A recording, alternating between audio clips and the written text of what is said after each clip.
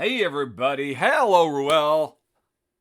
Hello, Richard. How's it going? Very good. I was afraid you were going to have kept yourself muted and you might have forgotten. Yeah, yeah. I had plenty of time. 5 seconds before we came on live, I was like, "Oh, there it is." Unclick the mute button, and hopefully everyone can hear us. Friends in chat, welcome to the R&R pre-show here on Twitch. Please let us know if you can hear and see us okay, and make sure our volume levels are okay, because we all know how live streaming goes. What's happening, my friend?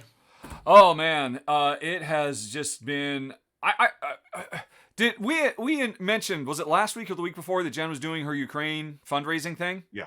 Yes. Um well, she did not expect it to be as successful as it has been. We are getting very, very close to have raised $10,000.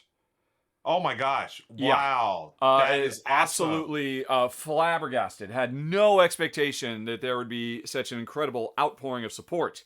And it's Wow. amazing, but it's also terrifying because every one of those orders means Jen has to make another little Ukrainian wit. And Wow. yeah, she has been burning the midnight oil like crazy. I have been recruited to be a full-time. I mean, yesterday I must have spent 3 hours nonstop cutting up pieces of cardboard to tape the Rahdo cards to it so they wouldn't get bent, and then putting a nice little "Hope you enjoy the card" sticker on that. What is the steps? Okay, so yeah, first there's cutting up all the cardboard, then taping all the cards to the cardboard so they won't get bent, then putting the "Hope you enjoy it" sticker on the cards. Then getting a here's how I make my stuff, and here's a here's our website thing. Stuffing those together into an envelope, then taking a Witwat, wrapping it in foam, taping it all up, putting it inside of Jen's gotten these special little blue and yellow bags to put them in, putting that in there along with having to curl up a what a Witwat another thank you note that she has written up, basically putting that in there, cinching that, stuffing that plus the cards plus the other cards into the envelope, sealing the envelope, printing out the person from Etsy, and affixing that, affixing a fragile sticker on the front and the back, and one more final Wow. "thank you so much" sticker on the back, and then driving it down to the post office. So Oh my goodness. yeah. Wow. And then, of course, I got the easy job. Jen has to actually make the things and then sand them Yeah. down and do all that other stuff, the next day. So, yeah, I mean, I don't do every single one of them one at a time. Instead, I will spend, okay, I'm going to spend 40 minutes just literally cutting up cardboard boxes into little tiny card-sized pieces, and doing all those. Wow. So, yeah, it has been tough, but it has definitely been worth it, considering how much, it's amazing how much we've raised. That is And so cool. yeah, and actually, Jen ultimately got to the point where she had to put okay, look, she has orders going out until April. She's going to be working on this through the month of April as well now. Wow. And she ultimately got to the point where, okay, we're going to put a fixed number. And I think as of this morning, there's literally only one left at ukraine.rahdo.com. And I think like 20 Wow. people have it in their gift boxes. So after Yeah. that, Jen, we'll see how it goes. Because again, she's going to be working on these until mid-April. And then we'll see if we start up again. But oh man, it has been Wow. crazy, and I mean it's been crazy for me. And I mean, I have the easy job, relatively speaking. Ugh. Right. Right. Well, I mean, yeah. It sounds like you're busy, but again, it's for a great cause, and congrats and kudos to both of you for, raising so much money and Oh continuing to yeah. do so. That's Oh for yeah, a yeah, worthy yeah. It's cause. That's fantastic. yep, yeah. We just yeah. If ever we want to start, complaining or whining about, oh, this is so hard, it's just like, Yeah. oh yeah. Oh really? Is it that hard? We're in a I nice know. warm Just house doing this. Is it really that exactly. tough? They'll turn on the news. Yeah. Exactly. Yeah, yeah, yeah. So, Wow. yeah. That's So cool that's what's been though. going on with me. How about you? I've been doing all right. If my voice sounds a little crackly today, it's because I just spent almost 7 hours live streaming Oh my gosh, yesterday. yes, you Uh, did.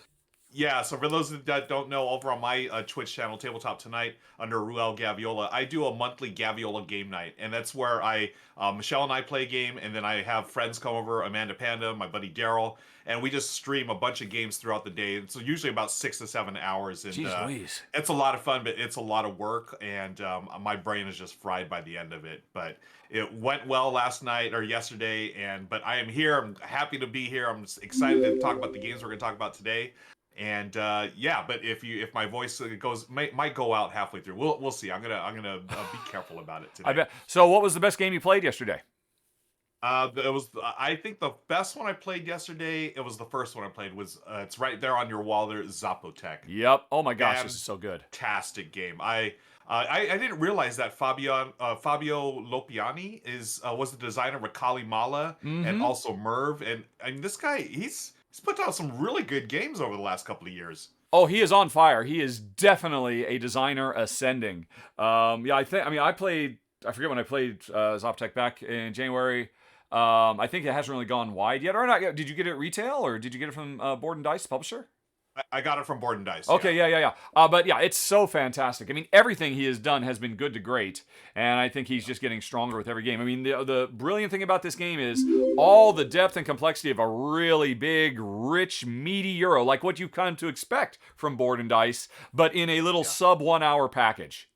Yeah, that was my favorite part of it. Like Daryl and I, we were after we streamed, we took a break and we're talking offline, and we were just talking about how much we love the fact that between the two of us, we played a 2-player game about 45 minutes on stream. So that's like with talking with everyone, and yet the entire time was like, there was so many decisions to make, and you could do so many different things, but you couldn't do them all at the same time. You wanted more, but it was just like a perfect package. Yeah, it's incredible. Adored that game. Yeah, I highly recommend it. And it has nice little cute pyramids that stack up and very colorful definitely. and really interesting player interaction, all that. I agree. Good call. And folks, if you want to check that out, of course, you can still watch it on Ruel's Twitch channel. But if you're watching this years from now, did you know Ruel Gaviola has his own YouTube channel as well? You can't see it right now, but later on, if you're watching this on YouTube, you can hit that eye in the top right corner screen and go check out his channel where you can watch his epic 7-hour... what did you play? You played Zapotec and what else?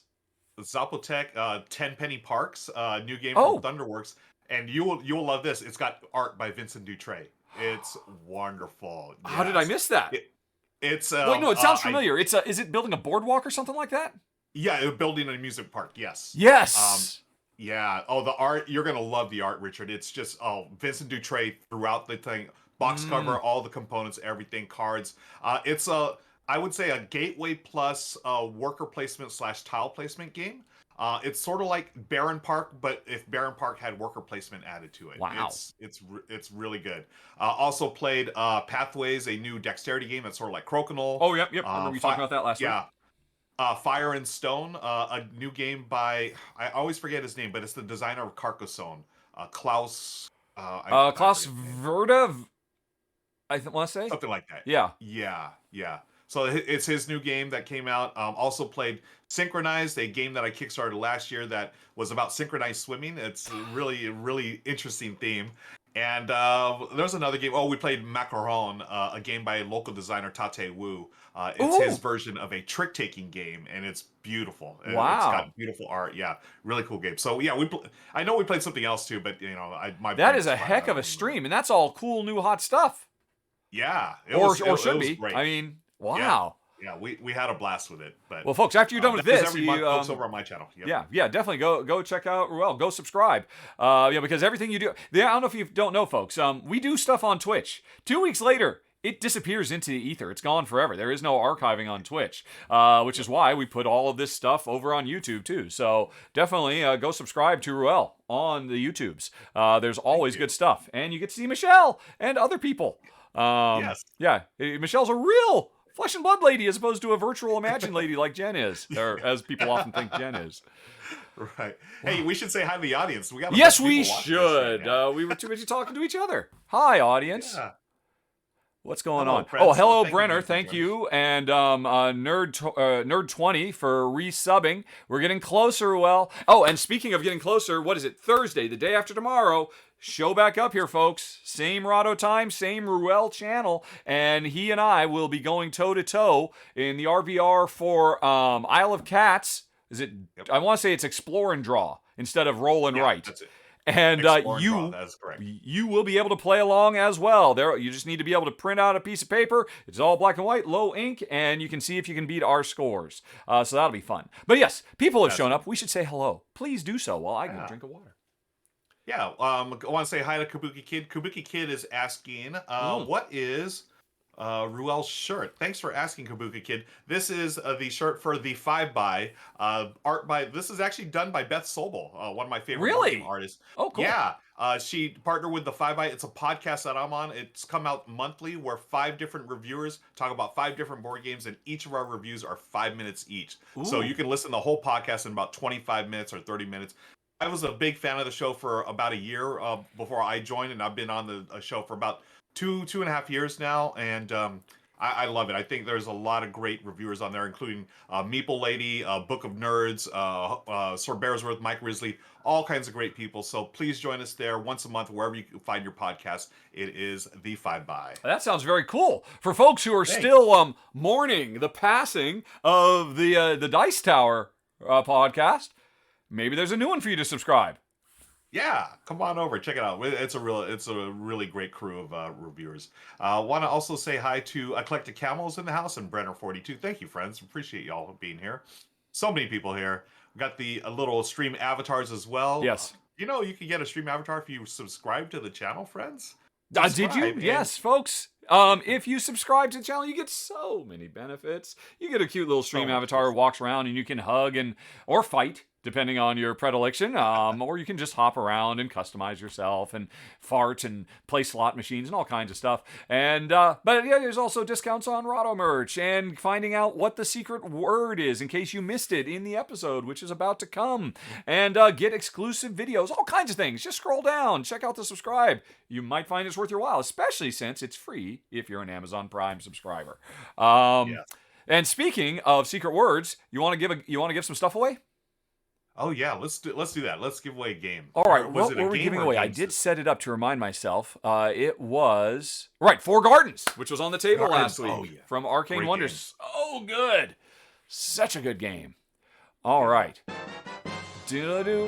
all right, and thank you, Michael, for subscribing just now. Your avatar should show up in the next 2 or 3 minutes. It'll just be a little nude one. You might have a couple of customization options, and the longer you watch, the more customization points you accrue slowly over time. Hey, that's not what I wanted to show. I wanted to show the wheel. Why aren't we looking at the wheel? I don't know. Let's go to the wheel. There it is. Okay. There it is. All right, we are going to spin. One lucky winner is going to get a copy of Four Gardens. Let's see who it is. Oh, and thank you, Stoic Brewer, for the sub as well. Awesome.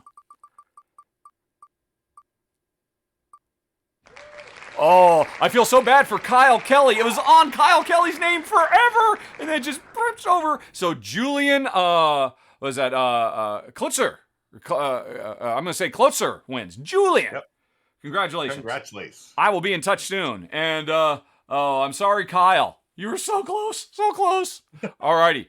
Well, cool. That was that. That is one of many things we do here in the pre-show, but we have many more outstanding tasks to do. You want to start earning our pay? We had something left over I know we had something left over from last week, which we pushed to this week. Well, first of all, there is we had so many Ruel Ranks. I still need to maybe put limits on these. Because we had just a ton of Ruel Ranks requests. So let's rank something else as per the request of super fan Brenner42. Let's see, bring the browser back up. I think I've got it set up here. So, folks, Ruel has hundreds of games in his collection on the wall behind him that he just can't be bothered to give love and attention to. So we're fixing that one game at a time. Ruel, do you see any of these games you would like to rank? And if not, I will scroll down. Yeah, if you can scroll down, I see some that we did last time. Yep. Kanagawa, okay. Hey, there's 10 Penny Parks. There? Gosh, and I Firestone, feel like are you not ready to rank those yet?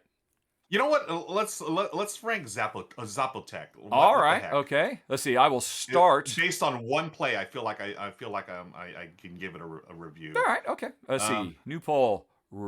Ruel's always ranking. All right, Zapotec. That's one. Let's see. How about any of those? You haven't ranked Embarcadero yet? Why? Really? I haven't? Oh my gosh. Yeah, we got to put that on the list. All right. I mean, you love it. I did. You want to marry it. Embarcadero. All right. Any of these other ones? Oh, right there. We got to do a Knizia game. Lost Cities, rolling right. Okay. Lost Cities, R&W. Let's see here. Go a couple more. How about More. hey, there's that synchronized you were just talking about, or Picture Perfect or Three Sisters. Any of those? Good stuff there. Let's try Picture Perfect. Picture Perfect. That was really getting a lot of hotness attention a couple of months ago. It was, Yeah. yeah. Oh, and here's some Sprawlopolis. I yep. love Sprawlopolis. You want some Why sprawling? haven't I ranked that? Sprawlopolis. Op-olis. Alrighty, folks. You have 2 minutes to choose one of those games for Ruel to rank and show some love. That will be a good thing. Oh, and I think I just heard. Yep, there's the train. All aboard. We are in the middle of a very tiny little hype train that I still have to make bigger. I feel like I should do that right now. Quick question, a tech question. Yes. When it shows up on your screen for the hype train, does it say hype train or does it say boost train? I don't know. I just see it kind of out of the corner of my eye. It's like a little animated thing, and by the time I notice it, all I see is just the flames flying by. Okay, because there's I just read. I mean, are we not in a hype train? Are we getting to a hype train? No. So there's a hype train. There's a new thing called boost train. Oh. Where if we get it's given out to random Twitch streamers. The boost stream is supposed to hype up your stream on other parts of Twitch. So I think it's supposed to increase the audience. Oh, that's cool. I don't know how to get that yet. Yeah. So hopefully we'll hit it. We'll see. Fingers crossed. But, wow, it looks like Picture Perfect's in the early lead already. Really? Wow. No love for Zapotec. After we just... I need to... What? Come on, people. Zapotec? No well, love? It got my vote. I'm one of the 2 people. And again, I think you put Lost Cities on the list before, and still nobody wants to hear about no one wants to hear roll about and writing of the Lost Cities. Y'all don't like the Good Doctor. Nope. They've had enough of his shenanigans. Step aside for the hot new designers like Fabio. No, we don't want Fabio Lapiano either. Yeah. Wow, neck and neck. Wow. Picture Perfect and Sprawlopolis. Interesting. Yeah. I mean, these are both games I like. Spoiler alert, but I like one definitely more than the other. If those are the 2 choices. Okay. Let's see here. How are we doing? Oh, it's getting close. Is it? Okay. I need the bigger picture. I can't see it in the small picture. 5 seconds. 4, 3, 2, 1. And the winner is... Wow. 199 votes to 194. Sprawlopolis. Wow. That close call. Okay, great game. All right, then let's talk about it. Let me pull that back up on the telly. All right, back to the browser. So this is not the newer one, right? This is the first one. This is not the one that's set in the countryside or farming. That's Farmopolis, I think, right? Sprawlopolis. Agropolis. Agropolis, yes, in agriculture. Yeah. So, Sprawlopolis, a button-shy game, friends. Do you have a video of it? I think I have. You know what? I think I just talked about it in a roundup. I don't think I ever did a full video of it. So that's go to some pretty pictures. Hey, here's a at the end of a game. Look at all that sprawl. What's happening? Yeah, what is this? What are we looking at? Folks. We are looking at a button-shy game featuring one of my favorite designers, Danny Devine. Mm-hmm. He's done a few of these button-shy games. You may also know him from games like Topiary and also one of my favorites, Kohaku, tile laying games. So he's done this with a couple other designers, and it is a button-shy game, which means you have exactly 18 cards, which still blows me away that you could put. Is that their rule? It's always exactly 18? I think it's 18 or less. Okay, all right. Along that. And then they may have like some tokens or whatever. But this is strictly cards, folks. The brilliant thing about this, so you see the gameplay here. It's like a tile or card laying game. You're going to lay these tiles over each other. You're trying to group together like industry or residential areas. You also have that road that goes through your entire city here. The brilliant thing about this game that I think just I don't know why more designers don't do this. On one side of the card is the actual gameplay. The other side of the card has your goals for the game, right? There it is. You can see it right there. You pick 3 of them at random. So each card has a different goal or a scoring mechanism. I love that because every game you just randomly choose them and they're going to be different. And, some of them, they want like certain restrictions, like roads can go through this, or certain buildings need to be next to each other. Yep. And then you're going to score all the 4 different types, I believe, by color. And then you're going to score, basically like how many are adjacent to each other and stuff. It is a brilliant solo game. just for clarification, I've only played the solo. I don't think Oh, I've ever really? played this with another. Yeah, It and does I have love it two-player rules solo. built in. Yes, and it plays up to 4. So it's Okay. a Yeah, I haven't tried cooperative that. game. Yeah, it is a cooperative game. And for a solo game, it takes 15 minutes. But gosh, for every one of those 15 minutes, it's like, okay, I have a lot of choices I can make, but I can only do one at a time. And it's like, oh, it's so tense, and I absolutely love it. Sprawlopolis is a winner. This one of my favorite mini, or what do they call, micro games. Yeah. I'm gonna rank it pretty high here. I'm Ooh, gonna rank okay. it. Yeah, I'm giving it a rock solid 8. I think Mm, is an 8 all right. because I can put this in my pocket, show up any game night, teach it in 1 minute, and then we can play it in 15. As far as a solo game, it's probably like an 8.5 for me. But I'm gonna bring it down to an 8 until I can play it with multiplayers and see where it is. But rock solid 8 for me, I Sprawlopolis. will say, having played both solo and two-player with Jen, it is a better solo game. Oh, okay. The co-op game is nice. I don't mean to dismiss. It's basically, but it is a situation where we all have cards on our turn. We all have to play cards. We're all still trying to hit the same objectives. It's just we have to take into account. Okay, I really need somebody to extend that city or that that park so that I can play this over here, and it works just fine. It'd be interesting. It worked okay with me and Gen too, but I wonder the higher player count you get, how if it's going to be tougher because the cards are relatively complex with all the different permutations and cards and whatnot. Yeah. So I would say this is best as a solo game, and it's I wouldn't get this for the multiplayer co-op game. I would get this as a solo game, and then hey, this is one of my favorite solo games. Let's play it together as a little filler. Yeah.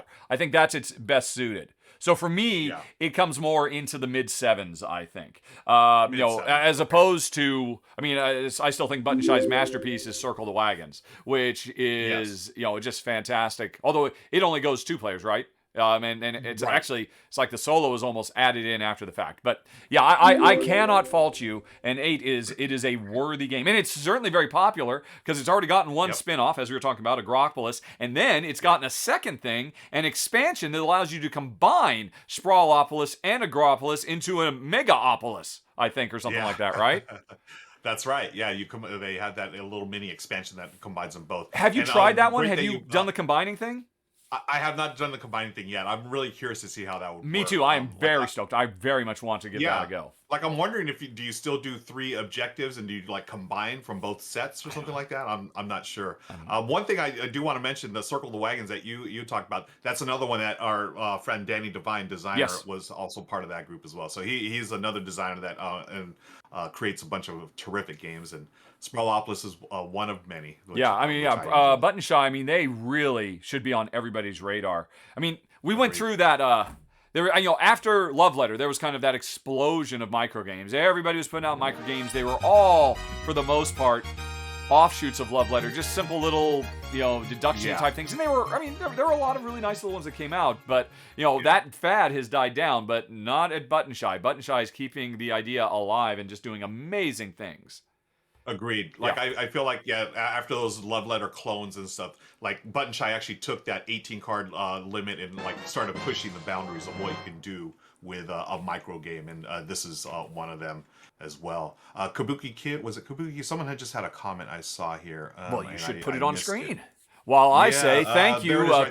Kill-9 for subscribing and Dungeon Sound System for resubscribing. Thank you very much. We're getting closer and closer. Man, if we unlock another RVR, there is no way I'll have time to do it until maybe late April, though. Because again, I wow. cannot stress just how much of our time has been gobbled up by our extracurricular activities. Oh, I see the comment. Right. Tussy Mussy. That's a wonderful game. Excellent game. Yeah, Elizabeth Hargrave game Mm-hmm. there. That is an excellent game. Let's see. Well, Okay. people are already asking, what is the secret word for today? We Of don't course, know. Glass, We'll we get have to not that once talked we about do it our yet. business, because now Yeah. it is time for trivia. Let me bring up Yeah. the wheel. Because last week people were so desperate to get to the Turchy story. I don't know. Was the Turchy story worth it? Did I build it was up a little too much, I absolutely- think? It was definitely worth the wait. That was a great story. Yeah, I saw you liked it so much you went and tweeted about it on the Twits or the Tweeters. Yeah. I had to. It was so great. If anything, I loved your tan. Your tan was fantastic. that was insane. Actually, living in Malta, I did often have a tan that extreme. That was not that out of the Really? norm for me. But now I'm back in the Wow. Pacific Northwest, and I'm resorted to my traditional pallor. Let's just say. Alrighty, so give me the wheel. So it's just you right. or general. 50-50 Let's shot. see. 50-50 chance and spin.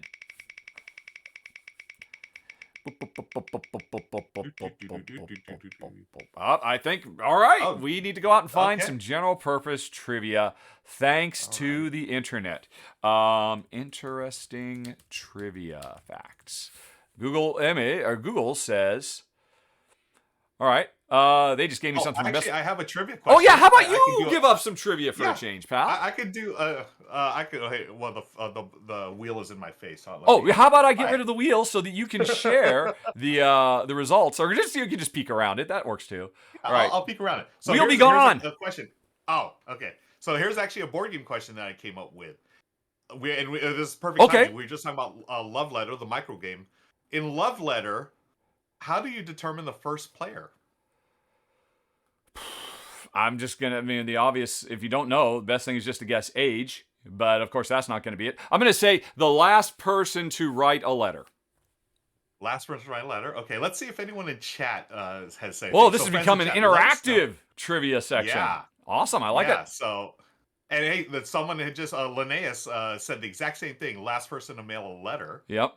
Nice. Okay. And since you haven't said you got it, I guess that's not it. So stop guessing that. That is not it. I'm going to give you the answer right now. The way to determine the first player in Love Letter is the player who most recently went on a date. Ah, okay. Yeah, and then if there's none of that, then you just go to the youngest player breaks the tie. Then they would go first. All right. So there you go. There's a little bit of board game trivia that I came up with for y'all. We have completed that. What else do we have to do? Let me look.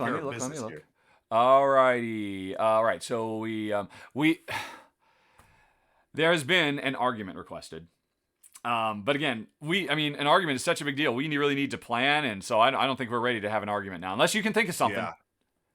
I can't. We really do need to go off screen and try to figure something out that we could argue about, because I don't know. Okay, well we'll come back to that. Sorry, exacting vampire. I mean you've asked it was the most expensive thing we have on the menu, and you've asked. We will get to it as soon as we can come up with something really. As Forest of Glass says, please, not another movie one. Again, yeah. We could do that all day long. Favorite Captain America quotes. I could do this all day. But, yeah, we'll save that. We'll come back to something. So, then, Kitsik, requested more trivia. So let's bring the wheel back out. Let's see if I actually fixed it. It should be back full because we got down. So you dodged the bullet. And wow, I did. Here we go. Let's spin it. Oh, wow. One more time. Just as soon as this comes up. All right. No, not launch. Spin wheel. There we go. Speaking of, real quick, you know what was in my head the other day? No. Really? I was like, darn you, Richard. It's, you know what? I forget who. Somebody, we were talking about that getting stuck in, and I think we were talking about some other stuff, getting stuck in your head, right? Yeah. And let's see. Is a life hack a bit of trivia?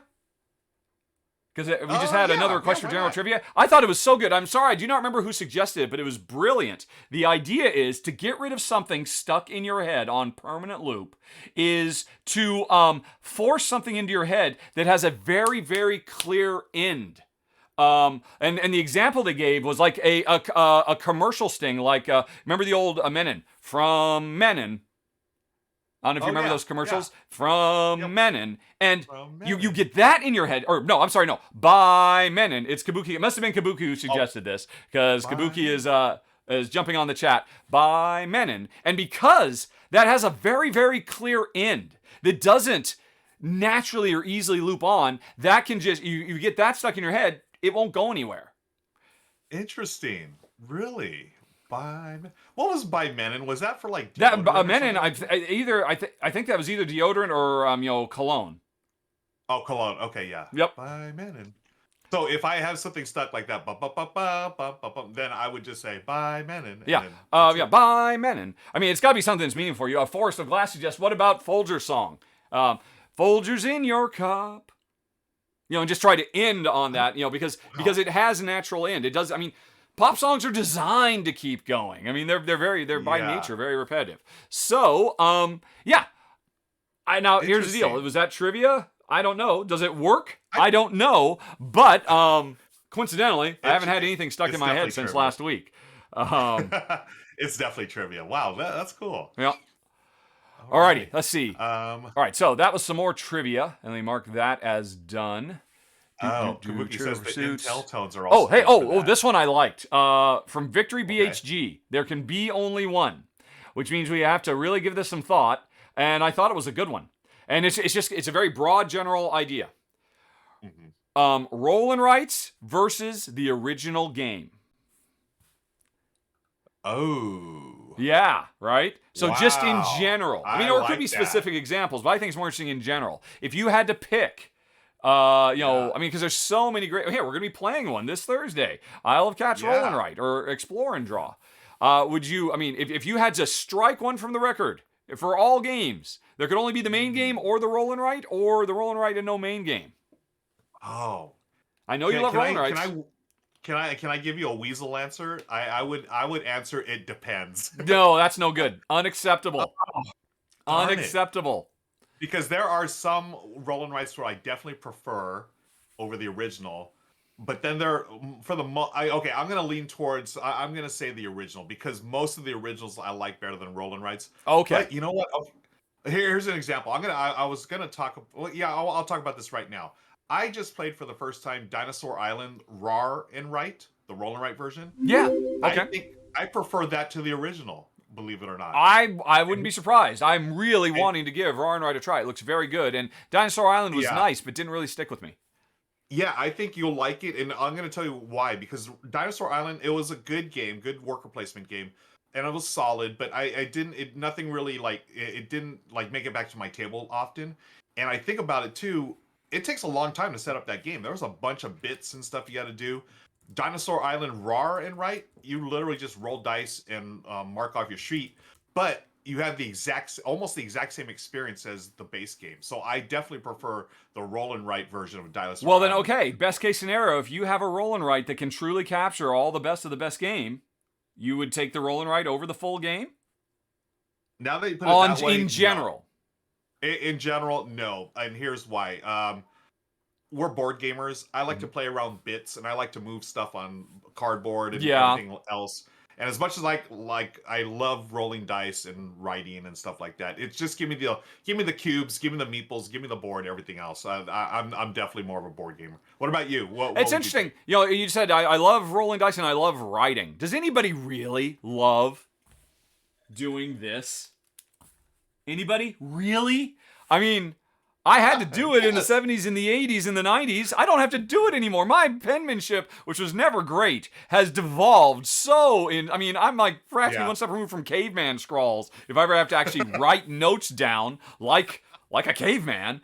But you genuinely enjoy this action. It is, my penmanship has also gone to heck, but I still enjoy the process. And I seriously, for this show, when I do my research, I will print out some of the games, sometimes like a list of games, and I will handwrite notes on it. Literally, I just enjoy that process, putting pen to paper or pencil to paper. But when it comes to board games, give me the meeples, give me the components. Yeah. I need it. I guess maybe I'm a bit out of touch with the rest of humanity because I remember back when I was at Lionhead in the Nintendo DS, remember the DS, the dual screen came out, and his whole thing is, look at the bottom screen, you can actually write on it. And I was just telling her, this is going nowhere. This is garbage. We've all been using our thumb server. Nobody wants to do this. All this does is make you think of homework. This is horrible. I kind of missed the mark on that a little bit. I think the Nintendo DS did okay. All right. And in fact, one of my top 10 video games of all time is a Nintendo DS game. Elite Beat Agents. So amazing. But anyway, so for me, to the question, I mean, my immediate gut response is no, of course, not to the roll and writes, because honestly, my favorite roll and writes are not spin-offs. I mean, okay. I think, generally speaking, my top, if I were to, off the top of my head, if I had to try and remember my top 5 roll and writes, I mean, there's On Tour, there's no original game. Yeah. There's, there is Fleet the Dice Game. Oh, Fleet the Dice Game or Fleet. The thing is, Fleet the Dice Game is really only loosely tied. It has almost nothing to do with Fleet. Which was all the card auction-y stuff.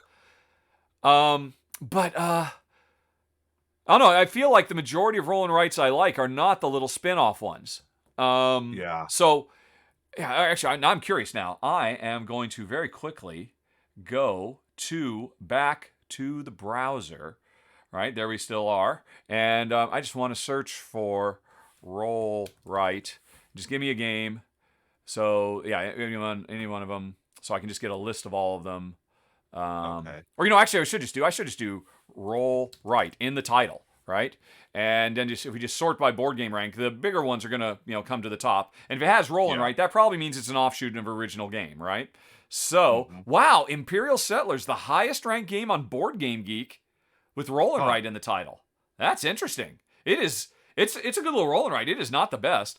Copenhagen roll and write. I think I'd rather play Copenhagen. Lost Cities roll and write. Yeah, there's a no-brainer there. I mean, no offense to Lost Cities. It does. Escape roll and write. I actually prefer Alhambra roll and write to Alhambra. Do you really? Yes, I do. Wow. Honestly, we were not big fans of Alhambra. It was just too much random luck of the draw with the. Oh, I got the exact type of money I needed, and you didn't. Suck it. And I thought the roll and write was actually pretty clever. And, wow. Oh, and we very quickly get into NA. Geez, are there really that few games that actually are ranked on board? I've got them sorted by rank. Geez Louise. Yeah. Well, no, these are the only ones. These are the ones that only have roll right in the title. I know, but I figured there'd be a lot more, right? Because spin-off ones would probably have, it's the name of the game, roll and write. I mean, I know Escape Draw doesn't do that. All right, let's actually go in and break it down. Right, so if we just click on pencil and paper, give us those. Tell us the highest ranked pencil and paper games. Cartographers. Yes. I don't think you could call that a spin-off. It's in the same universe, but it has nothing to do with Role Player. Welcome to is its own thing. Gonshone Clever is its own thing. Hadrian's Wall is its own thing. Railroad Ink is its own thing. Silver and Gold. There we go. Fleet the Dice Game is the first one that kind of comes in at the higher levels that would make me stop and think about it. Trails of Tucana. Yeah. This is an interesting list. So no, I think we are in agreement then. Raja the Ganges, the Dice Charmers. Oh, interesting. Okay. I don't know if you played Dice Charmers. I haven't played that one. I would play Dice Charmers over Rajas. Really? See, I mean, so the existence of that makes me. I mean, don't get me wrong. Rajas the Ganges is great, but it's. I forget the example you gave, where you'd rather play X because it captured the whole spirit of the original game, right? Which one was it you were talking about? Yeah, Dinosaur Island. Yeah. Dinosaur Island. I would say the same thing for Rajas the Ganges. Great game, really wonderful. But the getting the vast majority of the feels that big game gives me in like a half an hour. Yeah, right. The existence of that one game. Right. Okay. But okay. And now I'm thinking of games like I love that don't. I mean, Agricola the Roll and Write. No, I can't imagine Agricola Roll and Write that I would win, or or Manhattan Project, the Roll and Write. No. It can't be. It can't be. If I had to pick. Yeah, right. And again, this shows, by and large, the best Roll and Writes aren't spin-offs. Right. I mean, because they're not constrained. They can do their own thing. Yep. All right. Thank you. That was a good question. That was a definitely interesting. I was not immediately 100% obvious, but once again, we can't argue over anything because we agree with everything. Right. Okay. Let's see here. What else? Do we have anything else? We have a bunch. People have thrown 2 more ranks at us, 3 trivias, and we still got the argument. The trivias are quick. Let me just bring the wheel back up. Okay. Let me bring back up that wheel. Show me Mr. Wheel. All right. So, right, we just but I had to get rid of a general, right? Because we just had a general. Let me very quickly edit out one of these generals and then reload, and then we'll do that. Because, I mean, the last couple of episodes, we have gone way, way long on the pre-show. We have. And we got to get ourselves under control.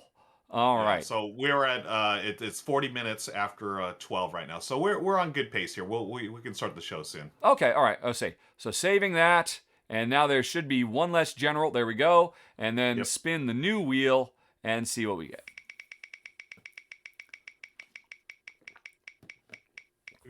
We have some extra. We have some homework. We will have to come up with an argument that we could actually argue about. All right, I am up. Okay, that's all right. So, I feel like I've spent all my good trivia about myself. Help me out. What do you want to know about? There's got to be something. So we've talked about your high school job, being a vacuum cleaner salesman. We've talked about you helping out David Turchi. Let's talk about. We've talked about you meeting Jen, right, back in college. Oh, hey. Something actually just came up in my life. It occurs to me. Hey, Ruel, Okay. here's a bit of trivia. How many siblings do I have? Oh, that's a good question. Now I know you have a brother. We've talked about this off screen before. I do have a brother. His name is Ryan. Maybe I'm gonna say I'll just go with that. You have one sibling, your brother. It's a trick question. I have 1.5. Because 1.5. as it happens, my mom, when she was in college back in 1968, as happens to a lot of young women, got pregnant, wasn't ready for it, did not have the family support, did not have any support from the father, and had to make the tough choice to give her daughter up for adoption. And so I bring this up because guess what happened this week, Ruel? Did you get in touch? My Oh niece. my god. My niece got a DNA test as a gift for Christmas with Ancestry.com. So they finally did it. And a few days later, they got contacted from a woman in California named Tammy and said, "Hi, I was adopted. This says we're cousins. I have no idea who you are. Is there any chance?" And it turns out, yes, I met my sister, my big sister, for the first time in my life just the other day. We did a Zoom call, or a Facebook Messenger call with my mom. My mom, we were all crying nonstop the whole time. Yeah, I can't even imagine. It was incredible. My mom, she had actually tried over the years to see if she could find out, but she always got blocked by the state of California. Sorry, without permission you can't do it. Those kind of standard runarounds. And she had kind of gotten to the point where I guess this is a chapter I have to close. I will never know anything about I'll never know her name, what happened to her, did she do well? And it turns, and so we had this call and it was amazing. She's led a full life. She's a pillar of the community. She's had kids. Also, I've talked about this, I think maybe before. My mom suffers from a hereditary illness or genetic disorder called HHT, which it looks like both my brother and I have been lucky, and we dodged it. It didn't go to us. It's basically a blood clotting disorder that affects about 1 in 1,000 people. Not much is known, totally untreatable. And, so we were talking, well, you need to know about me. You might have this. And she said, oh my God, this explains so much about my life. And I'm going to talk to my doctor right now. No one has ever mentioned this to me, but I'm looking at the symptoms. So, it's going to help her in her life. And, so we had a really nice 2-hour-long conversation telling her all about what, obviously all the circumstances around her birth and how mom did not want to let her go, but her options in 1968 were, be an unwed mother with no income, no family support at all, go to Mexico for a backdoor abortion, that's basically what her family suggested. Well, this is probably what you should do. We'll put you on a plane, or do this third thing. And so it was tough for her, and it's just something she's carried. But and then to hear Tammy say thank you for making the tough choice and thanking that sacrifice. So that's pretty fresh in my mind that I have a big sister who I just met the other day, and she seems really cool. Wow. So I have 2 siblings, or 1.5. 1.5. Yeah, I mean, to me that's 2 siblings. I'm like getting choked up for you. I can't even imagine, the emotions and the stories and just, yeah. There was a lot. I won't go into too much, because obviously a lot of personal stuff, but I'll just leave it. Of course. Yeah. But yeah. Well, okay, here's one question I will ask. Does she like board games? Jeez Louise, how did that not come up at all? I have no idea. I'm going to assume probably not, considering that, but before we actually got on the phone, we were like double checking, okay, where did mom give her the baby? I don't want you to be a scammer. You don't want me to be a scammer. We want to make sure this isn't like a false read. And so one of the things I did is while we were doing back and forth emails, for folks who don't know, if you back my show, Rahdo Runs Through, on Patreon, at the $2 a month level, you get a monthly show called The Rahdo Ramble, where every month I just ramble through stuff. And the third episode of The Ramble I ever did was I did an hour-long interview with my mom. Audience gave questions about me and my childhood and how I was raised, but her and our background with games and stuff like that. So I have this video that's exclusive for Patreon backers. I sent her a link of it. So she had watched that. So she kind of knew who I was. It was mostly about me, because it was obviously folks asking, but there were some questions about mom and her background. So I said, well, hey, this if mom is your mom, is your first step before we actually talk. And so she saw me talking with my mom for about board games and video games for like an hour and a half. It never came up while we were talking, so I'm going to assume no. Yeah. Oh, that would have been. Oh, that's funny. Yeah. What a great story. Thank you for sharing that. Wow. I'm so blown away. And yeah, it's like absolutely incredible. I mean, I've known my whole life that she was out there somewhere, and because mom never made a secret of it, and it's just like, yeah, well, just one of those. It used to be a different bit of trivia that somewhere out there. Yeah. There's a girl who kind of looks like me, because I look very much like my mom. Although it turns out Tammy didn't. Yeah, I mean, Tammy, you can see the resemblance, but I think probably Tammy got more from the guy who was an older man who had a family and wasn't going to step up and all kinds of that kind of stuff. So yeah, mom was just in the worst possible situation. But yeah, it worked out. I think that's incredible that Tammy would thank your mom for making I know. Choice. That was her number one thing she wanted to do, because her whole that's life. Awesome. Because she, her adopted parents were great. The one thing that my mom pushed for, because there was a firewall, you're not supposed to know, but my mom, who was going to college to become a teacher, said, I really want my child to go to a teacher's. And so 2 teachers who couldn't, have their own were looking to adopt. And so that's what she had been told. And she always wondered, did they do that or were they just telling me? And it turns out, nope, they did. The adoption agency placed her with 2 teachers who had actually already previously adopted another kid. And she had a great life. She herself grew up to be a teacher. So, I mean, that was just amazing. Because me, I was home, my brother and I were homeschooled. My mom trained to be a teacher. She was a teacher for our formative years. Her daughter's a teacher. It's, a lot of teaching in the house. It was great. Wow. That is, I'm honestly, I'm choked up right now. I know. Oh man, fantastic story. Wow. Okay. I cannot imagine what you all went through, but I think that's great. I think that's fantastic, and wow, what a story. Yeah. Well, anyway, so there's some trivia, and I think it is time to get to the show. Trivia. I mean, I was like, this is your life. This is amazing. That was a great story.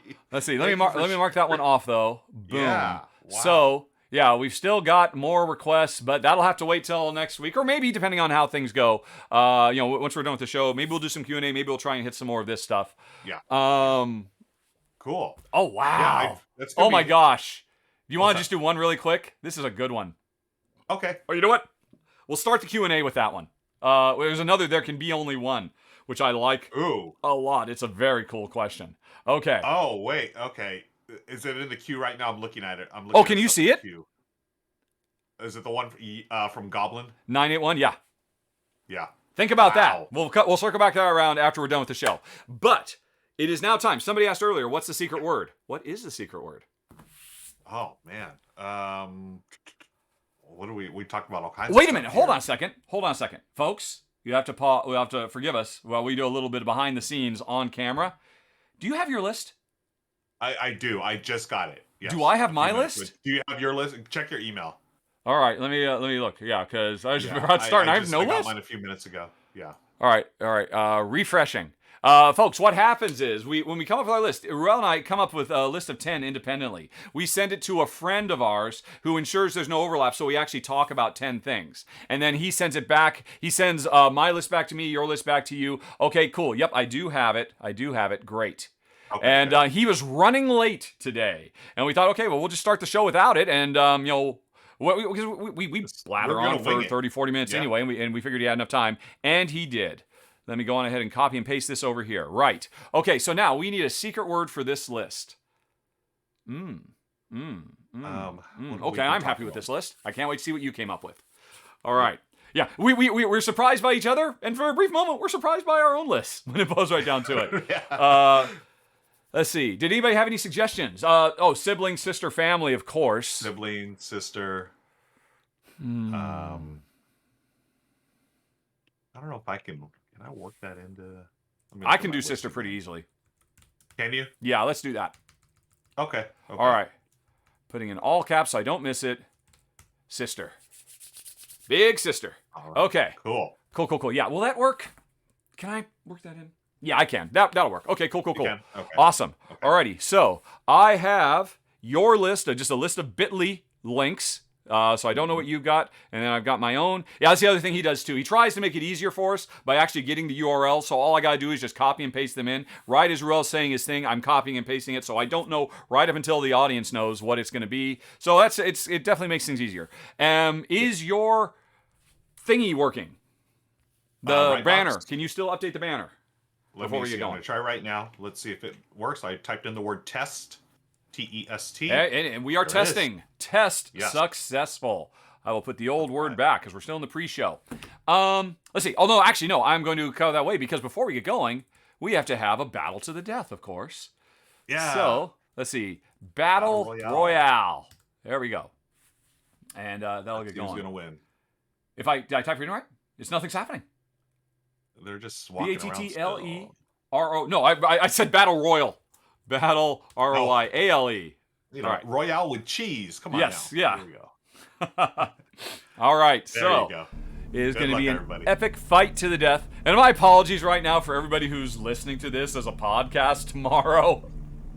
That's why I started actually trying to do color commentary, so people who are like driving to work, I mean, they can't see it, but at least, we can try to make it like an interesting sporting event. All right, this is a big crowd. Wow. Yeah, I can't see. Once again, I am surrounded, but I break free from the crowd and stab Valinor in the back. But then Brenner gets me in the back. Oh my goodness. And I'm running away into the corner. And okay, I'm safe. All right, everybody's turned their back on me. I'm sneaking up on a knight whose name I can't read. I stab him in the back, and then I foolishly run right into the fight. And I'm going toe-to-toe with somebody who has Master Chief's sword from Halo. And, oh man. Meanwhile, what else is going on over there? All right, Christopher Owen with his cute little elephant nose. Okay, I looked away for a second. I am gone. Somebody took me out. We are down to Head of Metal. Christopher Owen is on the ropes. But Scott O'Brien and Head of Metal, toe-to-toe, wearing the exact same glasses and bowler hat.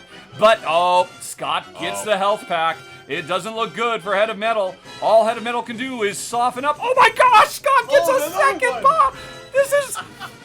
Scott must have friends in high places. And now Head of Metal and Mom Gamer go toe-to-toe with each other. You had to combine your forces.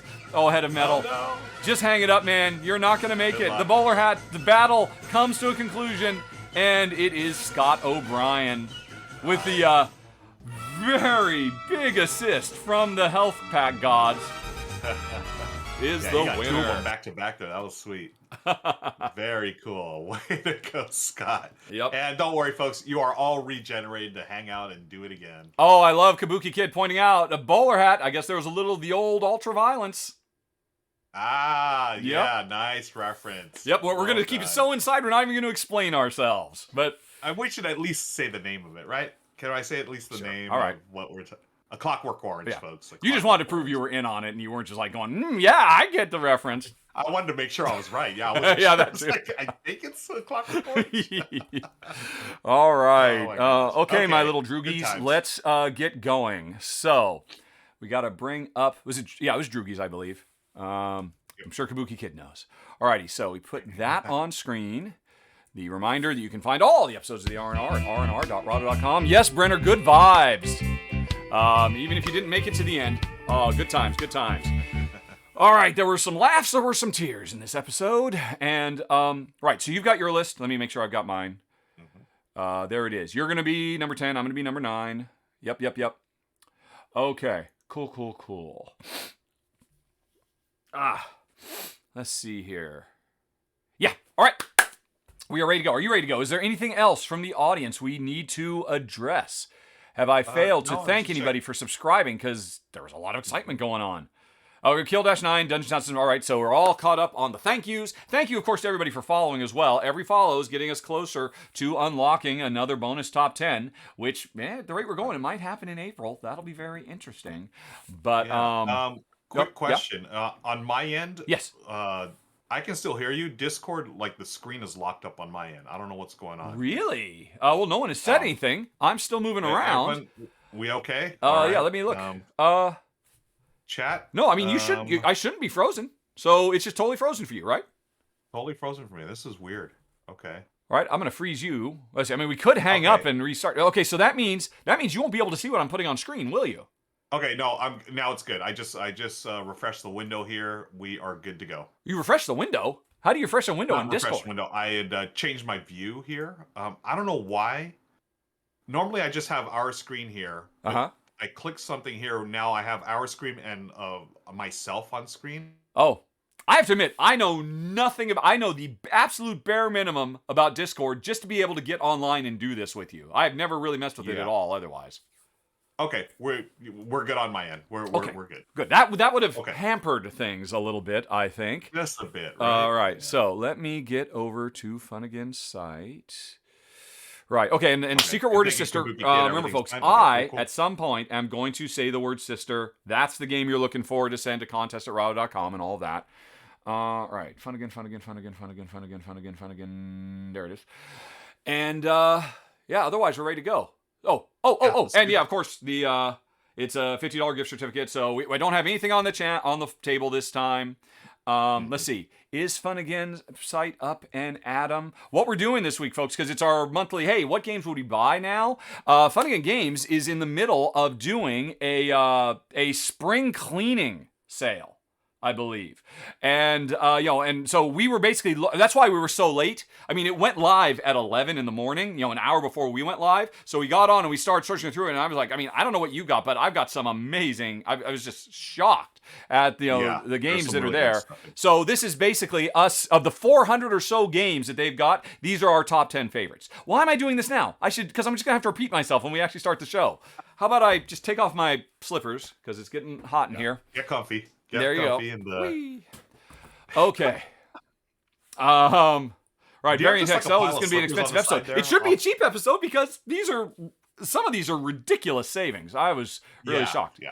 I try not to go too terribly shilly. But I'm just honestly, anyway. Okay.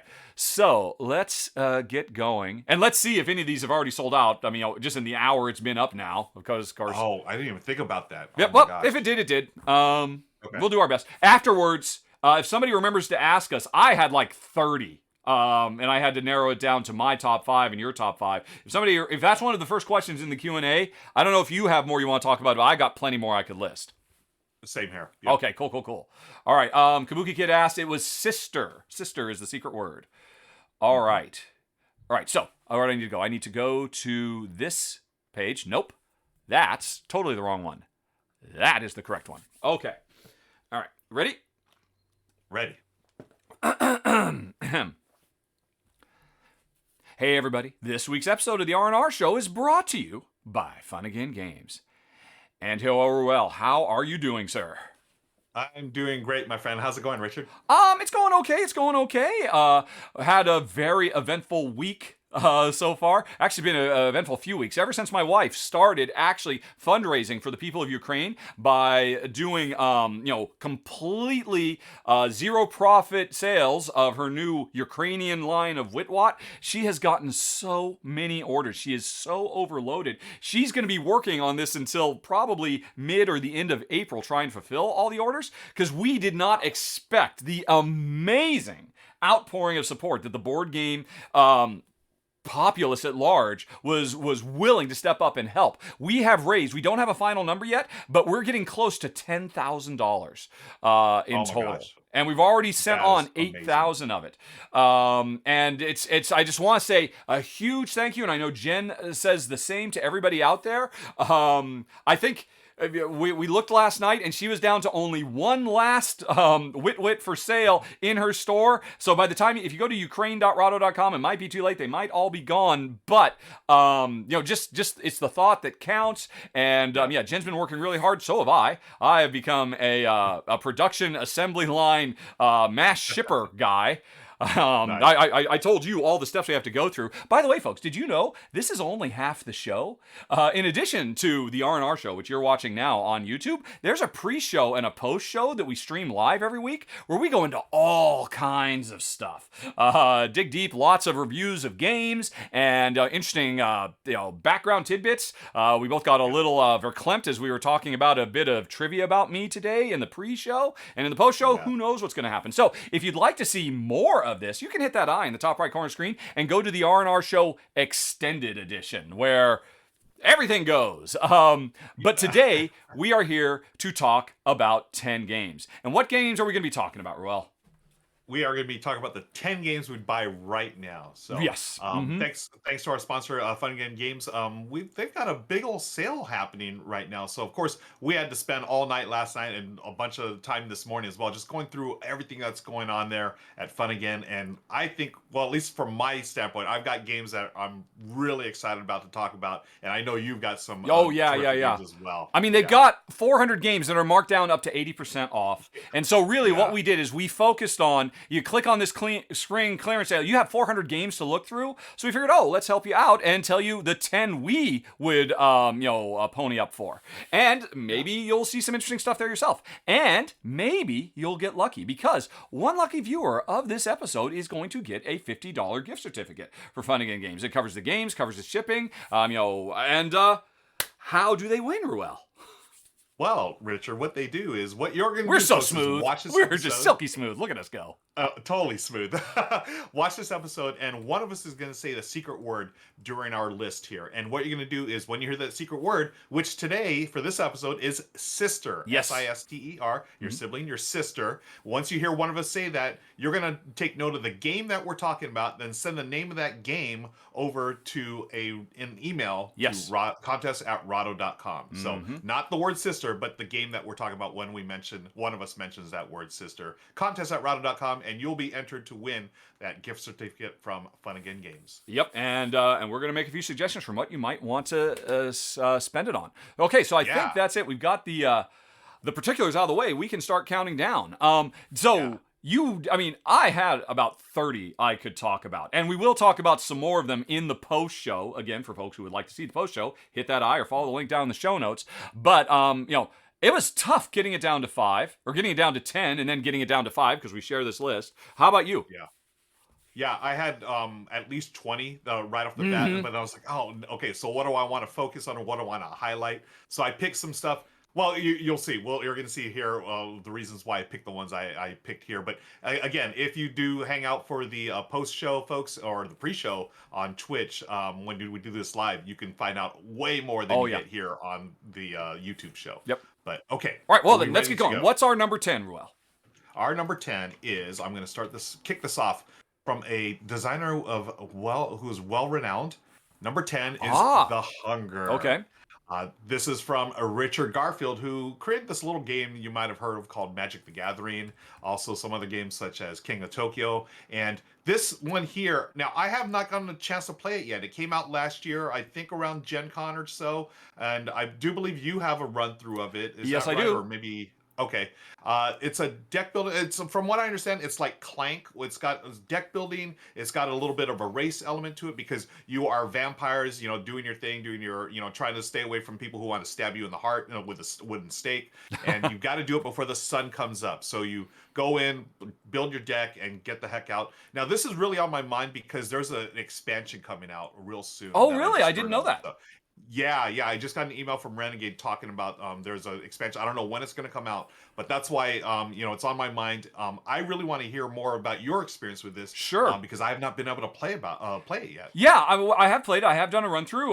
You can check that out. Just do a search for Rahdo Hunger and you'll find it. You're entirely right. I mean, there's no getting around it. It is a reasonable thing to draw parallels between it and Clank, which is particularly interesting because Clank is also published by Renegade Studios. Right. So, I know when I first found my video up, there were a lot of people saying, hey, wait a minute, this is just a ripoff of Clank. And I'm like, okay, so you're saying they're ripping themselves off. Okay, I don't know that really tracks, but let me bring up my video of it. It is a game, it is a board game where we are building a deck of cards that has, that gives us the ability to move through the environment, and we're kind of overall pushing our luck, trying to travel deeper and deeper and deeper into the countryside because greater riches await for us the further we go, the further away we move from our castle. And like Clank, where there's the constant, ever-present menace of the dragon who might get us if we make too much noise. Here, the danger is the sun,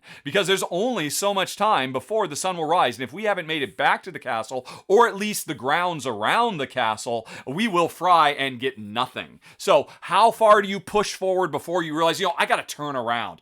Do you just stay? Do you not risk anything and just try and stay and see if you can get lucky and catch some villagers for their blood, because we are vampires, around, and not even go deep at all? There's a lot of different strategies you can do. And really, I think people are going to ask, well, should I get this or Clank? Or if I have Clank, should I get this? First of all, if you have Clank and you love it, you will love this game. There's no two ways about it. I tend to think of this as this is almost kind of like a next step from Clank. Clank is a very almost gateway game. I mean, it's very easy to teach. Hunger requires more. There's more computation. There's more complex rules to keep track of. So, like I said, it is more of a gamer game as opposed to kind of a gateway game. It also has a very, very cool card drafting system for how you build your deck and how you thin your deck as well. Because, one of the main things we want to get into our deck are all these villagers who have special powers, but also have a lot of blood, which is our points. The problem is, once we've gotten them and we've used them, they, I'm not quite sure what the story is. I tend to think of it as they've fallen under our thrall and they follow us around now. And so you have to, I just love the story. As you go deeper, you can imagine yourself as a vampire with a belly full of blood. You can barely move. You're so slow because all these villagers are now clogging up your deck. And so you have to find places you could drop them off. It's kind of like you're dropping them off on the way back home. And it's a fast-playing game.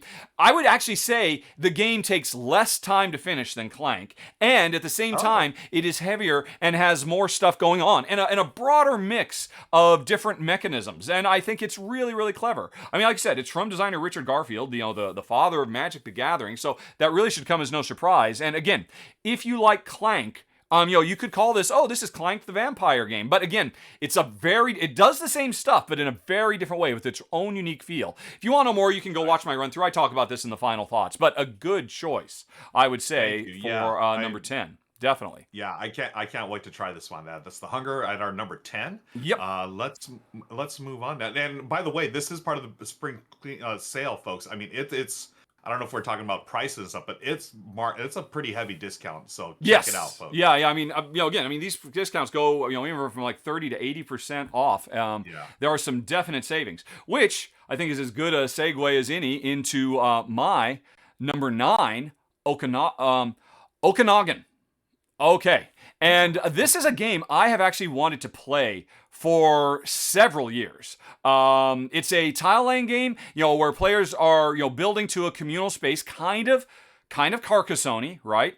Okanagan. But as you are placing these tiles out, rather than just putting meeples marking what it is that you might want to do with them.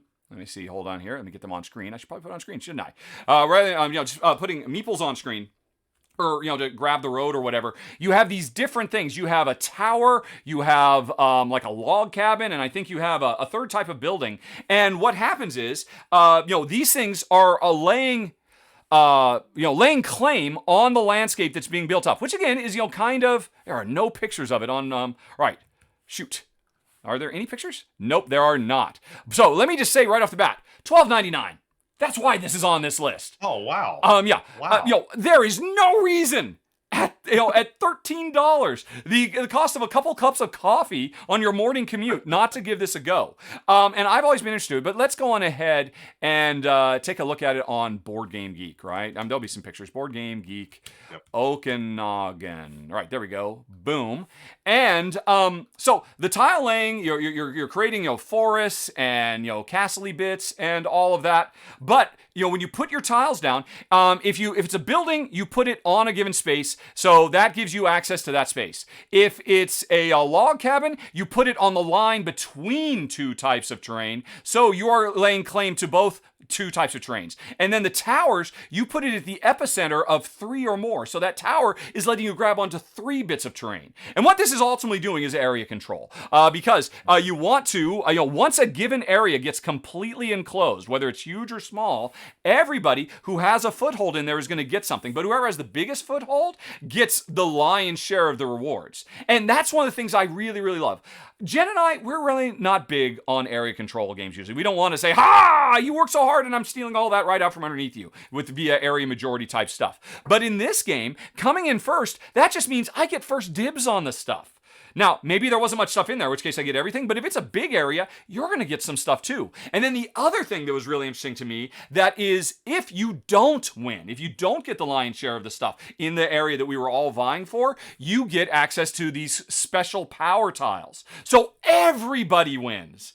As a Care Bear, that's what I want in my area majority area. I want an area majority where everybody's a winner. And that's what Okanagan gives. And I've looked through, actually I watched Z Garcia's run through or video review of this on the Dice Tower, and he liked it. And I mean, the variety that comes from all these power tiles, it looks really, really cool to me. And I mean, yeah, I just got to give this a go for 12. We didn't say we were going to talk about price, but I'm talking about price. Okanagan comes in at number 9 because it looks great. I've wanted to try this for years because an area control for Care Bears, yes, please. Yeah, that looks fantastic. I'd never heard of the game until right now when you revealed it. And for a couple of cups of coffee, I would totally, give that up. Totally. That is dirt cheap. That's a great choice. Awesome. Well, thank you. Okay, let's go. Let's move on to my number 8. Our number 8. And come on. Our number 8 is number 8. Come on now, is Dinosaur World. Now, for those of you who join us for the pre-show, when we go live on Twitch every Tuesday, we were talking about this, and I'm going to bring back a little bit of the conversation. We're actually talking about Dinosaur Island and how much I love Dinosaur Island, the Roll and Write, which is called R&R and Write. This is Dinosaur World, which is the next bit in this this world that they've created over Pandasaurus Games. This is taking Dinosaur Island and expanding it even more. So you have fans of Dinosaur Island, you'll see the very familiar worker placement. You're gathering DNA to create your dinosaurs, and hey, nothing will go wrong in a park full of dinosaurs, right? It'll all be fine. It'll be fine. It'll be fine. What this does, though, it really it does create more of a sense of the park that you're creating because, as you can see, you have tiles. So you're going to be doing some tile placement, which the original game and the Roll and Write game do not. So you're going to place tiles and create an actual park that will expand. And, again, we're not talking about prices, but I'm going to talk about prices. This game retails for $60. It's almost half off. And I've picked up this box in real life. Folks, it's like picking up a sack of bricks. I mean, it is so heavy, and it's got so many components. It's got dinosaur meeples. Come on, dino meeples. It's got tiles. It's got all the great components. Do the meeples come with stickers? I think those are stickers. I don't think. Or was that like a promo bonus thing? I'm not sure. Yeah, I'm not sure, but I know that there are dino meeples in the game. If you've never played Dinosaur Island before, if you're a fan of Jurassic Park, it's a must. It's a must play. I love Jurassic Park. Now I did enjoy Dinosaur Island, but I like the Roll and Write more. But I'm looking at Dinosaur World. This may be the one that really hits all the notes for me because I do like that tile placement aspect of the game, and that's why it's our number 8, Dinosaur World. This was on my short list. And I figured it would be on your even shorter list. But yeah, if you weren't going to talk about it, I was.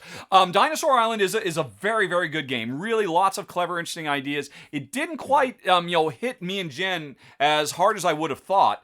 And, what I've heard from some folks whose opinion I trust very much so, they have said, I am going to love Dinosaur World. That all the things that didn't work for me and Jen about Dinosaur Island have been replaced, like you said, with tile laying and other bigger ideas. So yeah, like I said, if it hadn't been on your list, it would have been on mine. Nice. Yeah, because that's a crazy, crazy price.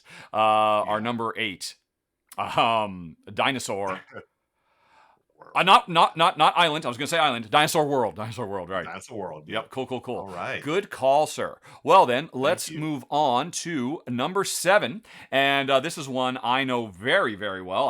My wife and I spent quite a bit of time playing it last year when we got an early release copy of it. What is it, you ask? It's Adventures of Robin Hood. Which...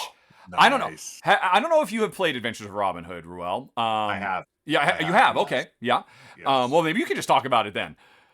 Well, I played the what I've done is I played the introductory scenario, which does this really cool thing. It reminded me a little bit of Legends of Andor, where they don't really they don't give you like a rule book per se. They Correct. give you an introductory scenario to learn how to play it, which I think it was brilliant. And you dive right into the world, and you're using the little pieces. It's almost like gosh, how do I explain it? The little markers that you use signify different amounts of movement that you do. So you're going to move on that map and you're going to discover the different tiles. It's almost like a little pop-up book where you like lift up the little tiles like, oh, this is here now. And now we got to go find the section of the book that we read the narrative from. It's really well written. That book alone, right there, I would put that on my shelf. That book oh my gosh, so yes. nice. Yeah. And by the way, Beautiful I was just pieces. joking. You didn't have to do it. I didn't think you were actually going to do my job for me, but you can keep going. But I don't know what you've got coming. I don't want to have to sign up for that. So yes, thank you for the intro. Yeah, I mean the production quality on this game is phenomenal, which is why it's so interesting that it is coming in at a very, very good price considering what you get. This is a hardback. It's not leather, but it's kind of like a faux leather book with, the ribbons and whatnot that you can keep in to play through. I forget. I think it's either a 6 or an 8 chapter narrative campaign. And the real star of the show is the board. Like you said, it's not so much a pop-up book. It's more like an advent calendar where there are all kinds of things hidden, strewn all over, Prince John's Castle and Sherwood Forest and all of that. And as you're going through the story, events will happen that will say, hey, flip over card 78 or, tile 78, and you'll flip that over and what is it? Oh, it's a bandit who's, attacking a caravan. And so, and you deal with that and eventually it'll go away and you flip it back over and now there's nothing in that space anymore. But you now know that's a place where bandits might, actually we're the bandits in the game. We're Robin Hood, of course. So, where we have our people getting captured by the guards and we know that's a place where that might happen in the future because, sometimes they're just guards. Sometimes they're rich, terrible merchants who are just waiting to make a donation to the less fortunate among us. And so the book, as you're going through, is constantly having you flip these tiles up and down, on and off. So it's like the world is alive. Like there's actually a timetable that you're living in. This is not a game where the world just sits in stasis waiting for you to come along. You've got to respond to it. And it's so well done. I mean, you're talking about how it really just babies you into the game with a very almost video game-like tutorial system. And, by the time you're in the second mission, you pretty much know everything you need to know. The movement system is really great. Because your player token is represented by a little meeple that's you, but also these movement meeples that show how far you can move if you're willing to spend energy. And the more energy you spend, the more of these little meeples you get to put on and kind of position so that, I want to turn tight around a corner and go as efficiently as I can, or I'm desperate to try to get from one bit of shadow to another bit of shadow. Because we're thieves. If we're caught out in the open, bad things can happen to us. So we're always trying to stay in the shadows, and it's super clever. My wife and I, we played through the entire campaign when we had it last year. We enjoyed it so much.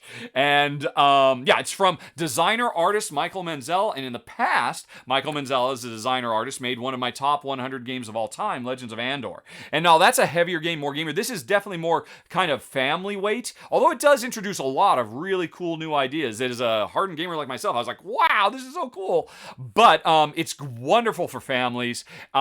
Just joy. I will recommend. Some people are worried about, hey, if I'm constantly flipping these tiles, isn't it going to get kind of beat up over time? What I found, Jen has nails. So she used her nails. It was no problem at all. Me, I used a butter knife. We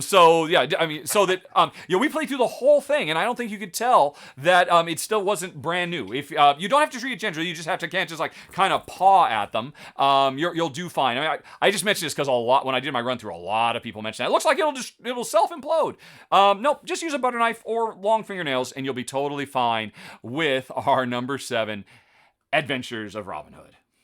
Yeah, I'm so glad this man on the list because it reminds me that I recently just got a copy of this, and I played the introductory mode actually over on the Dice Tower during the Autumn Spectacular Mm. last year, and I got a copy. I recently got a copy because Michelle and I want to go through it, and I'm glad to hear. I mean, I knew the components were excellent, but I'm glad to hear that it still looks new to you after going through the whole Yeah. thing. Yep.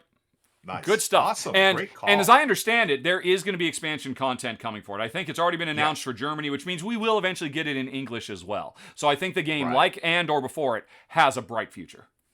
Yeah, definitely. Awesome. Great choice. And Cool, let's cool. move on to our number 6. That was our number 7, Adventures of Robin Hood. Our number 6, we recently talked about it on our top 100 games of all time, is Raiders of the North Sea.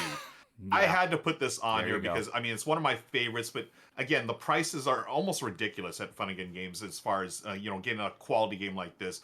It's a worker placement game set in a Viking world. Again, we are both fans of Shem Phillips. Yes. He created the North Sea world.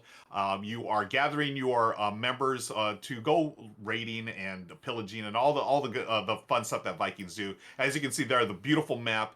You're going to spend the most of the game on the bottom half of that, sending your workers, crafting, getting resources, and then you're going to eventually float on over, cross the river there, and then go attack villages and gain gold and victory points and all that stuff. This is a gateway game, but with the expansions, it really gets into a gateway plus, I feel. And this one surprised me 2 years ago when I was able to get my wife Michelle into it. She wasn't really into the theme, but then the gameplay was so good, and we literally played it like a dozen times in like a couple of weeks. It was just one time after another. We really enjoyed it, and I love the expansion content, especially I think it's the first one, the one that adds the mead hall and stuff. So that's why it's our number 6, Raiders of the North Sea. Yeah, I have to admit, I was shocked when I saw this was on a spring clearance sale, because continues to be a hot game. It's gotten multiple expansions. I'm wondering does this maybe mean that Raiders of Scythia, the heir apparent to the Raiders of the North Sea, I wonder if that's going to be getting more attention in the future, and we're getting a sneak of what's to come. I mean, it's brilliant. My wife's the same thing. She does not want to play a game where she spends her whole time in a Euro worker placement way killing a bunch of people, but she loved this one because the gameplay is so good. Yeah. And now, I think that's, I didn't even think about that. It's a great point. Like, are they going to start pushing Scythia rather than North Sea? Scythia is great as well, but what Scythia doesn't have is art by the Miko, right? The Miko's does this art here, which I know someone here is a big fan of. Oh, yes. Yes, very much so. Although, several people have corrected me. For folks who don't know, apparently it's not the Miko, even though it's spelled M-I-C-O. It's supposed to be the Micho. The Micho. The Micho. Yes. Okay, Micho. All right. So that's something that everybody should be working for. Unless, of course, I'm wrong, in which case folks can let me know. Because I wouldn't be surprised if I tend to get Macedonian names mispronounced just a little bit. But a great game. Good call. Yep. But let us move on from number 6 to number 5. And I'm really kind of bummed that this didn't make it into our number 7 slot because it's Seven Wonders Architects. Oh, nice. And that would have been absolutely wonderful if it had happened, but it did not. But let me go on ahead and tell you all about it. Now, I suspect most people are familiar with Seven Wonders. I mean, I believe it won the Spiel des Jahres. It kind of put card drafting on the map as continues to be this day, one of the most common board game mechanisms or card game mechanisms we see today. And the weird thing that's always bugged me about Seven Wonders Architects is people always mention it in the same sentence as Ticket to Ride or Carcassonne. Oh yeah, Seven Wonders, that's a great gateway game. No! It's a terrible gateway game. Who thinks that? Because, man, trying to sit somebody down to the table for the first time with a modern game and say, okay, here's your 7 cards, full of 5,000 icons, each one which functions completely differently. Go have fun. That's the antithesis of a gateway game. But not Seven Wonders Architects. This is very much, it's in the same universe. It has a lot of the same feel. We are racing to build wonders. We are, have multi-use elements of the game and all that, but it is stripped down to the metal and incredibly fast playing. And this is the very definition of a gateway family game. This is a game I would play with my mom. This is a game I would play with my sister. This is a game I would play with my niece and nephew. And they would all come back wanting a second game. How does it work? Well, it still borrows the idea that I care about what's happening to the player to my left and my right, because between me and my neighbors is a deck of cards, and we can see what card is on the top of the deck. And when it comes to my turn, I'm either going to take the card at the top between me and my neighbor to the left, or the card between me and my neighbor to the right. And then it's face up. I know exactly what I'm going to get. Am I going to be getting military cards, trying to spur a war so I can get points? Am I going to try to do set collection with science? Am I just going to get straight up culture points? Am I going to get the resources I need to build my wonder? And if I don't like the card to my left or my right, there's a face down deck in the center of the board, and I can just say, okay, I'm just going to go ahead and tempt fate and grab one of those. And it's so simple. It's incredibly fast playing game. This game takes less than 20 minutes, pretty much no matter the player count. Although I should say, this is not like Seven Wonders are completely simultaneous. I mean, the turn order does go around the table, but it's so fast and so fun. And I mean, it is just joy in a box. Very interactive. You constantly care about, okay, well, I really want to take this culture card because it's a 5-point card. But if I don't take that science card to my left, my neighbor is going to finish a science set, and that's going to be even huger. Okay, am I going to start doing science myself? How am I going to work this?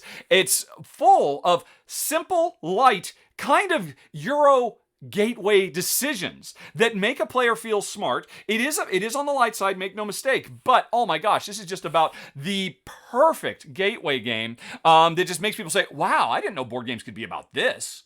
This is really interesting, and it's colorful, and it's fast, and it's easy to learn, and everybody gets a unique player power depending on what ancient civilization they do every time. I think it's phenomenal, and if you'd like to know a little bit more about it, folks, you can go watch the run-through on the channel, which was done by Kimberly Tolson, who I'm sorry, Ruel, you are no longer the new kid on the block. Kimberly is the latest addition to the channel. She did an amazing run-through of this and really brought it to life, and I think shows it to good effect. So definitely do a search for Rahdo 7 Wonders Architects and watch Kim show you just how much fun our number 5 can be. That is Seven Wonders Architects. Fantastic choice. And I'm so glad you brought up that whole, is Seven Wonders a gateway game or not? Because it is, I totally agree it's not. Because how many times have you tried to explain the whole science thing to oh my gosh gamer? Like, it's not happening. Yeah. You know? And what they did with Seven Wonders Architects was brilliant. They stripped it down to the core experience, and I absolutely adore this game. And again, like you said, Kimberly, her run through was perfect. And you know, one thing, just component wise, I just think it's neat that you're actually building the wonder in front of you. It's not abstracted out at all. You actually are making the pyramid or the Colossus of Rhodes or whatever, and it's broken into. Yeah, that's a really good point too. There's kind of a fun toy factor to it also. Totally. All right. Great choice. All right. And let's move on to something a little heavier on the spectrum here. Our number 4 is Brass Lancashire. Yep. Here's the thing. I have not played this game. I have played Brass Birmingham many, many, many times. It's in my top 10 of all time. It's a Martin Wallace game. It burns my brain every time I play it. But I've heard that there's certain people that think Lancashire is actually the better game. So both of these have spawned from the original Brass by Martin Wallace, but as you can see here, Roxley has updated it, new rules, and just beautiful artwork. I mean, it really captures that industrial age. It is a pick up and deliver game. Well, I think we had this conversation. We did have this argument in a previous extended edition of the R&R Show of what is pick up and deliver. Yeah, what is pick up and deliver? But in this case, what you're doing, you are creating new industries at the turn of the century here, and you've got to try to connect them to create them, connect the goods that are required to build those. And I think Lancashire, do they do the same thing as far as like 2 different ages that you're going to work in, like the rail? So you said you haven't played this yet, right? No, I've only played Let me Birmingham. return the favor. You stepped in on mine, I'll step in on yours. This is widely considered to be Martin Wallace's masterpiece. And that's saying something, because the man has a lot of masterpieces under his belt. And it's interesting you say, originally, Brass Lancashire was just what Brass was called. And a few years ago, we had a beautiful, one of the most gorgeous looking Euros of the last 5 years, reprint of, and became Brass Lancashire, and then there was a spin-off called Brass Birmingham. Now, Brass Birmingham is the newer, the hot one, because it added new features like, beer brewing, in addition to all the textile making and the coal manufacturing that we were doing in the original game. And so I think there's a lot of, Birmingham's the one to get. I would say no, because Lancashire is a more pure, stripped down, economic engine without a lot of extra fluff. Now, I will say it is the more challenging game because it's a bit less forgiving. Birmingham is a game that is, it's odd. At one time, it's more complex, there's more rules to manage, but it's also more forgiving on a new player. So really, either one is great. Lancashire is the one I personally would choose to own because I like the greater challenge. And the challenge is trying to build routes between cities all throughout industrial era England.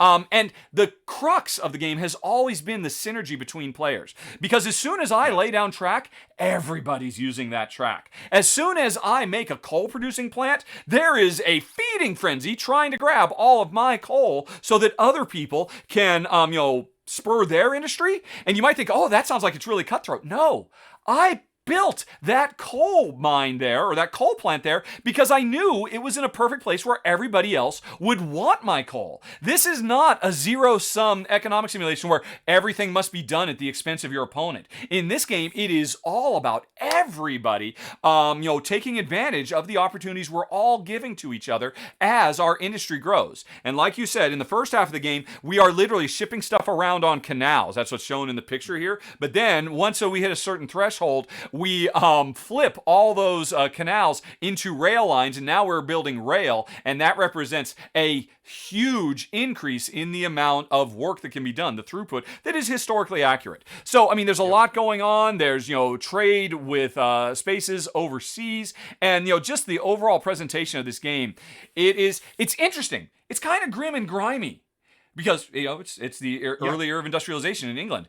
But it's also gorgeous somehow at the same time. It is absolutely incredible. And again, this one was on my short list. If you hadn't been talking about it, I would have been talking about today the number 4 Brass Lancashire.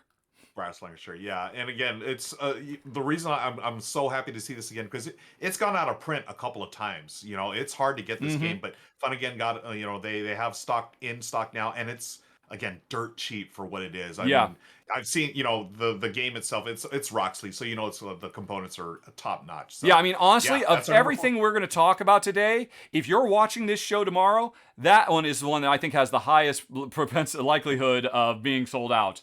We're sorry, future viewers. You should have been here live on Tuesday when we streamed on Twitch. But I mean, can't be everywhere. I'm sure everybody had stuff to do, so that's okay. That's okay.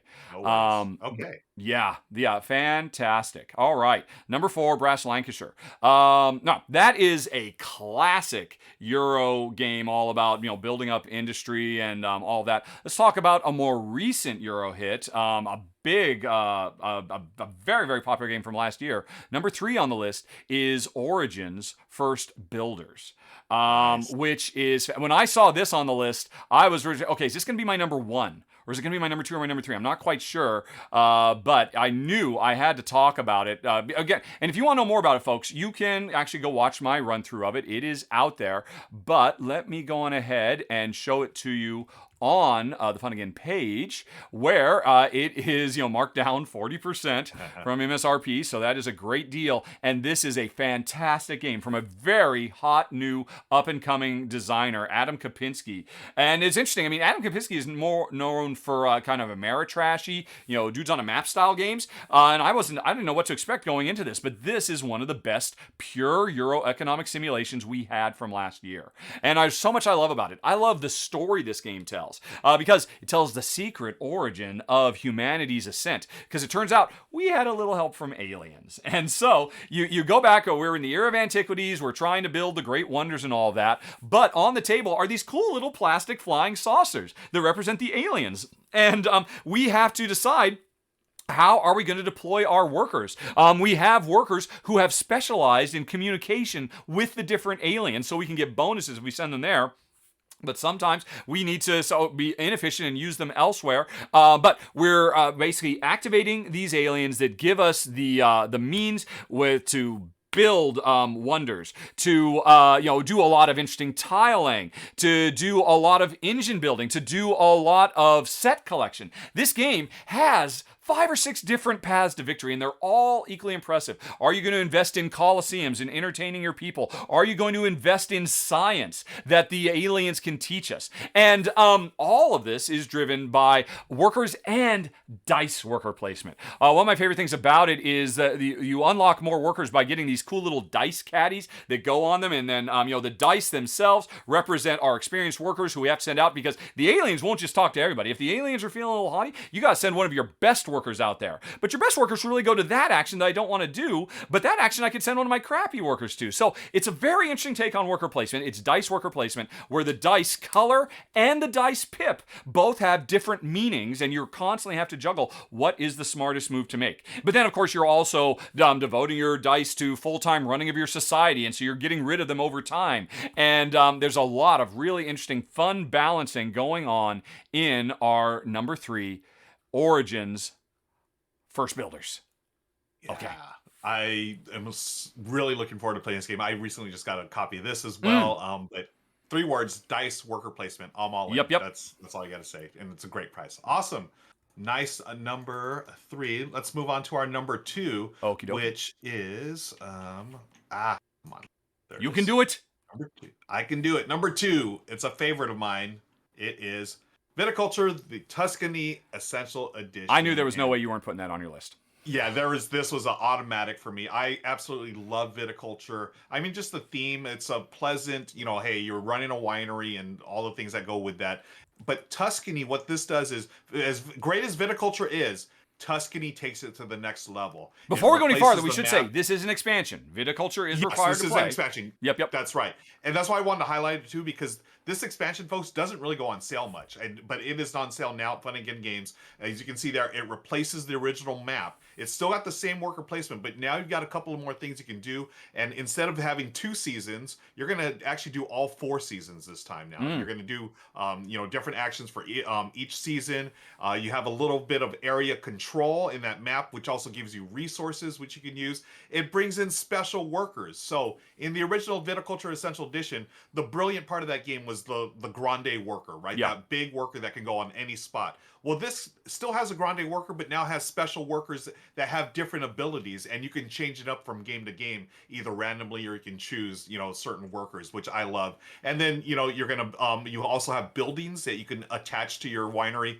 It's one of those expansions, Richard, that I just love because it makes the base game better without throwing a bunch of new things at you. It's new things that make sense within the game, that's really easy to implement, and it's just, again, it's a top 10 game of mine of all time. Our number 2, Viticulture with the Tuscany Essential Edition. Yeah, and that's not hyperbole. That is truth in advertising. This, I think most people agree. Yeah, Tuscany is really cool. There's a lot. I'm sorry, not Tuscany. Viticulture is really cool. I mean, it's kind of what put Stonemaier Games on the map, and Rock Them Storm. It's still one of the highest ranked games on Board Game Geek. But it's not until you get the Tuscany expansion, which adds all these different modules and so much depth and breadth to the game, and a lot more strategy to it as well, that the game really sings. So I knew I didn't even have to think about that, because I knew there was no way you weren't putting that on your list. You know how much I love that game. Oh yeah, totally.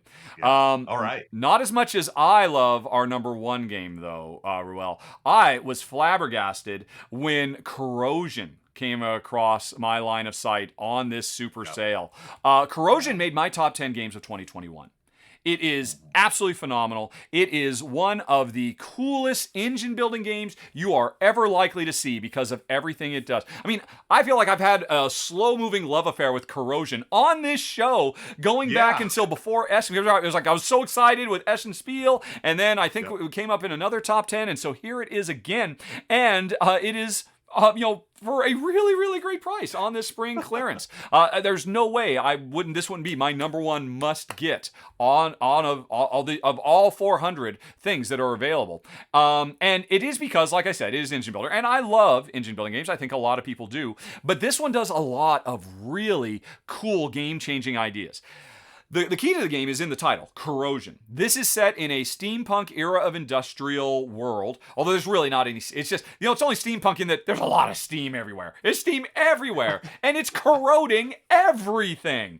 It corrodes our money. It corrodes our engines, our machines. And what we're constantly having to do in this game is deal with the passage of time, because every player has a board, and at the center of the board is a little spinning dial, which the more it spins to the right, that represents more shifts in my factory. And it's interesting.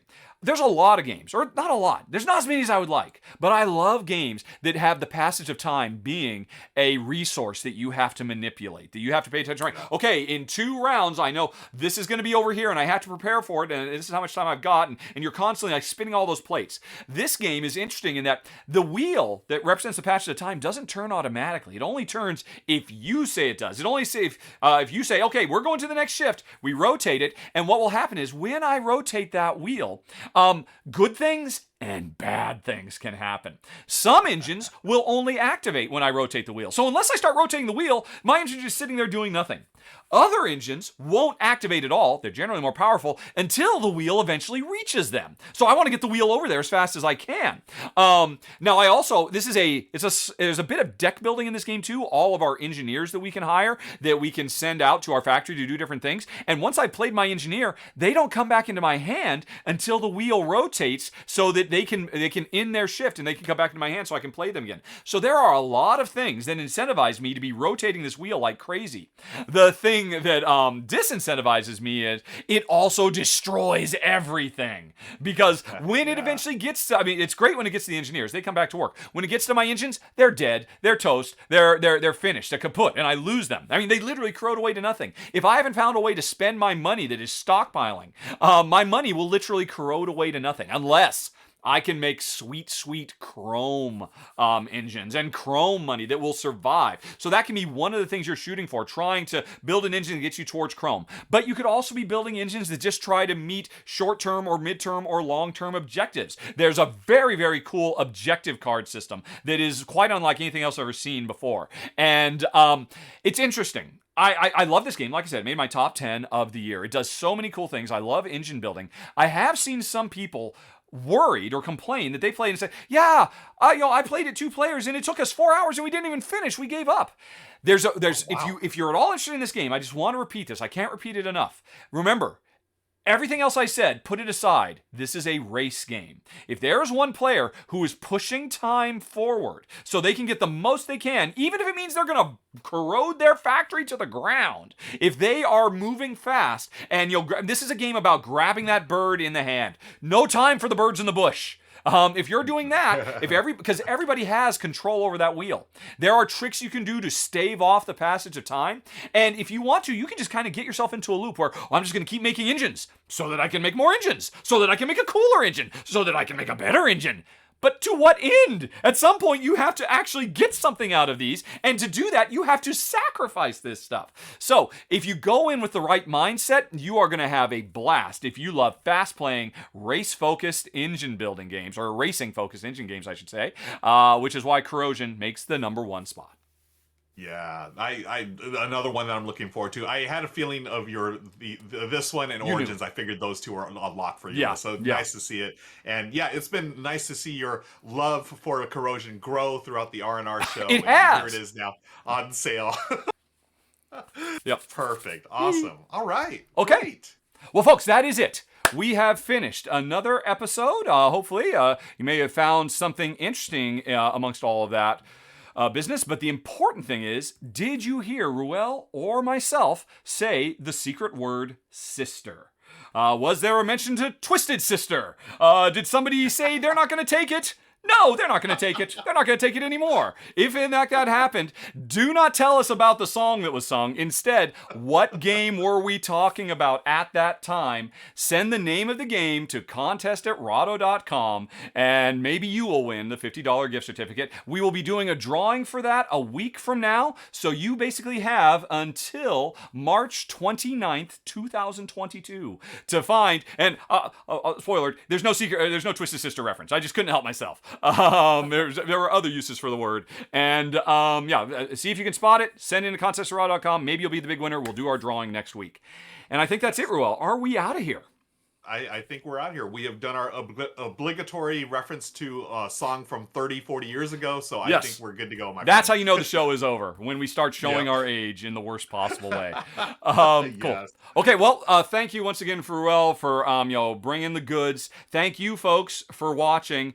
And thanks to folks who are watching live right now. We're about to go into the post show where we're going to talk about a bunch more games from this list. Remember, folks, hit that eye up in the top right corner of the screen if you'd like to watch the full, unadulterated, unedited director's cut of the R&R Show. But otherwise, in closing, I'd also like to say thanks very much to our sponsor, Fun Again Games. Have a very nice day, everybody.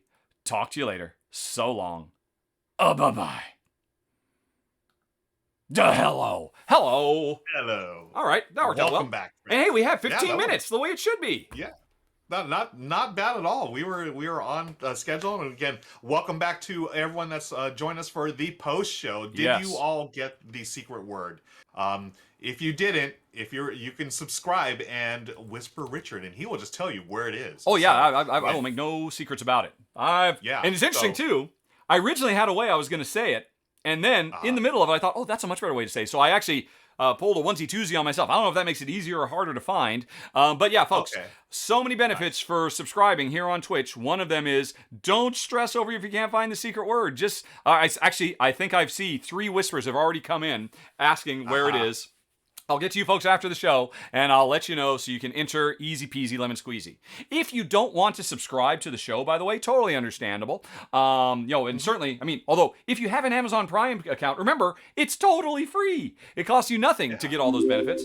But you could also subscribe to the show on Patreon, patreon.com/Rahdo. For just $1 a month, you will get you'll get these whisper benefits. You'll basically get all the benefits, stream avatar, that are listed on the subscriber stuff down below. Although if you back at $2 a month, you can get that ramble show. You can get early viewings of all the videos I do on the YouTube channel. You can do exclusive solo gameplays that only backers of the show get to see. All kinds of stuff. But anyway, we can finish. We're done with the sales pitch for Give Rahdo Money. And we're into the Q&A. So let's see. We did talk about it. So you have other stuff, right? Let me see if I can find my short list, because I was just using the follow-up. Let me see, where did I put my full list? I was just going to say, do you want to talk about the thing that Goblin had mentioned right before we went? Okay, let's do that. Let's do that. Okay, let me pull that back up. Okay, so I apologize, Brenner. We're skipping some of yours. Super 1491. You requested more trivia. We will get to that next week. But apparently you saw it too. Hey, Ruel, there can be only one, says Goblin981. Witnessing the end of humanity or the beginning of humanity, however you define that. This is basically a time travel question. What would you rather be able to watch? And you know what? For me, that's an interesting question that goes beyond just humanity as well. I also, as a follow-up, the birth or the end of the universe as well. What if you could safely travel in a time machine, or I don't know, some kind of viewer or whatever? What would you like to be there for? Birth or end of humanity? Birth or end of the universe? Fantastic question, and this is one of those things you could sit here all night and talk about it. Oh my gosh, as much as I wanted to see the end of it, I think it'd be a little more interesting to go back and see the beginning. I want to see where all of this, you just talked about origins first builders. I want to see the aliens that were here to help us out, right? I'm not saying it was aliens, but it was aliens. Yeah, it was aliens. Come on. I saw Indiana Jones and the Kingdom of the Crystal Skull. We know all the secrets.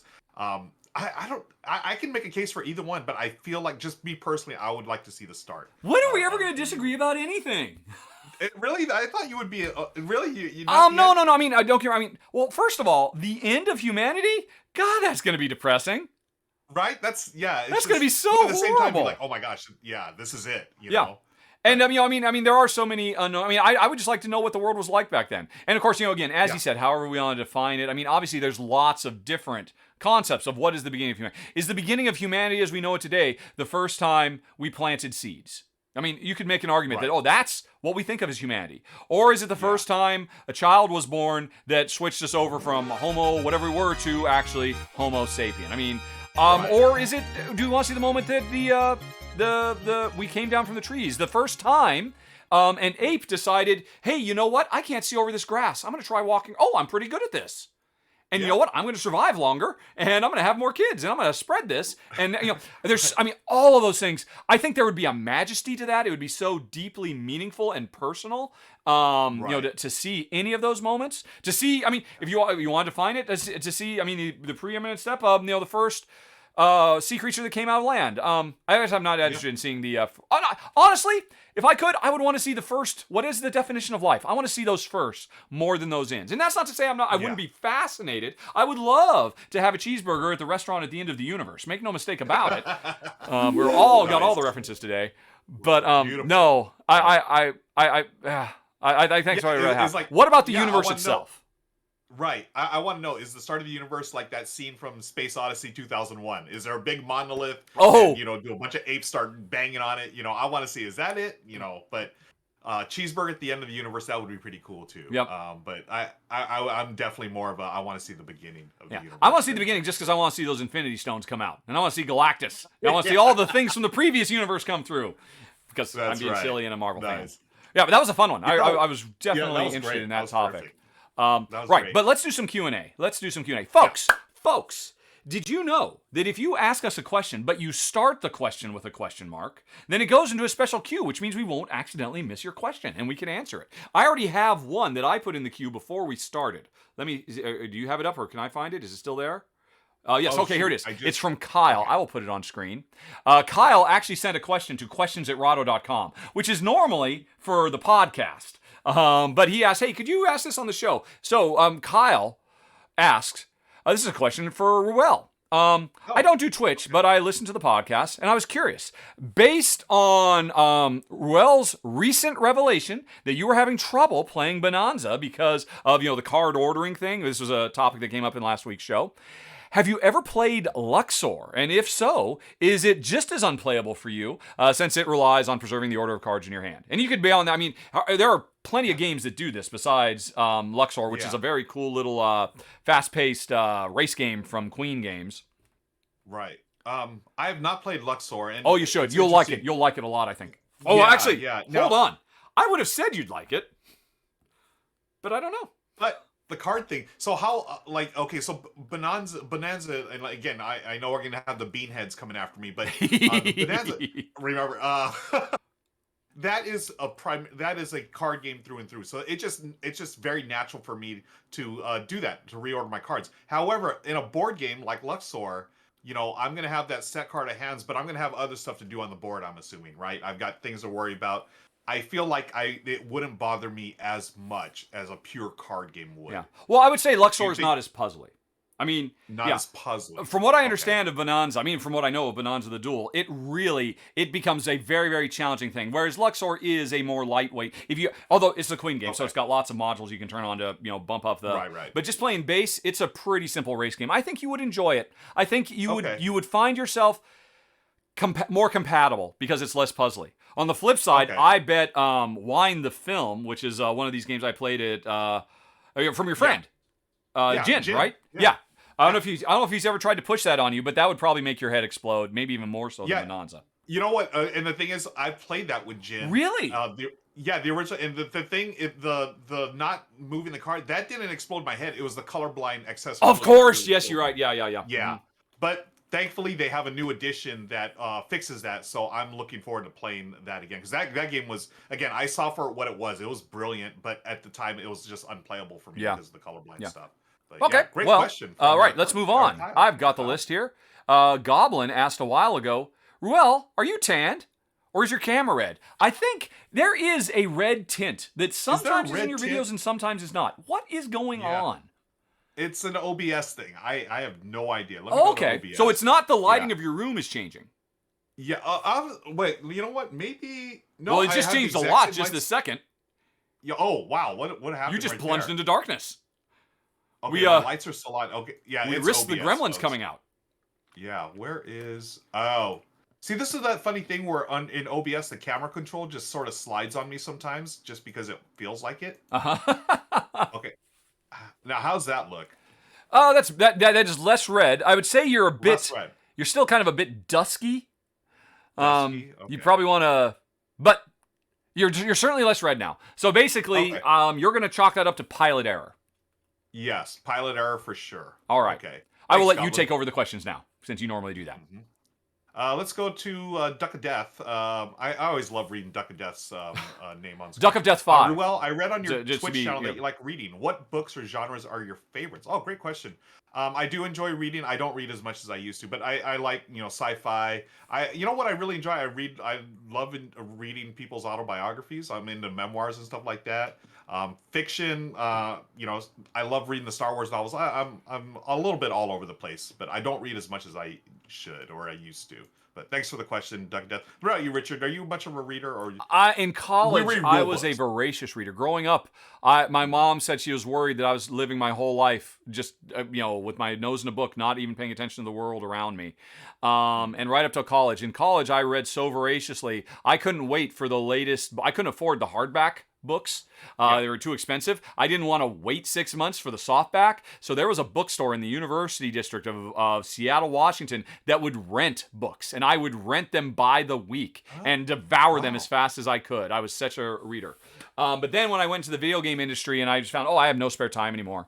I kind of fell off that wagon. And I thought, hey, leaving the video game industry, this will be it. It'll be my chance. I'll finally go back, because my wife's a voracious reader too, and she would love if I would read all the books she's reading so we could talk about them. And I thought that was going to be the case. And I have become a voracious reader of rulebook manuals. Yeah, of rule books. There it is. Great question. Thank you, friend. Let's move on to this one. Wait, did it? Oh. Yeah, I'm just not touching them, because if we both try and do it at the same time, we can accidentally delete it. So. Yeah, and I think, oh my gosh, come on now. Did that just happen?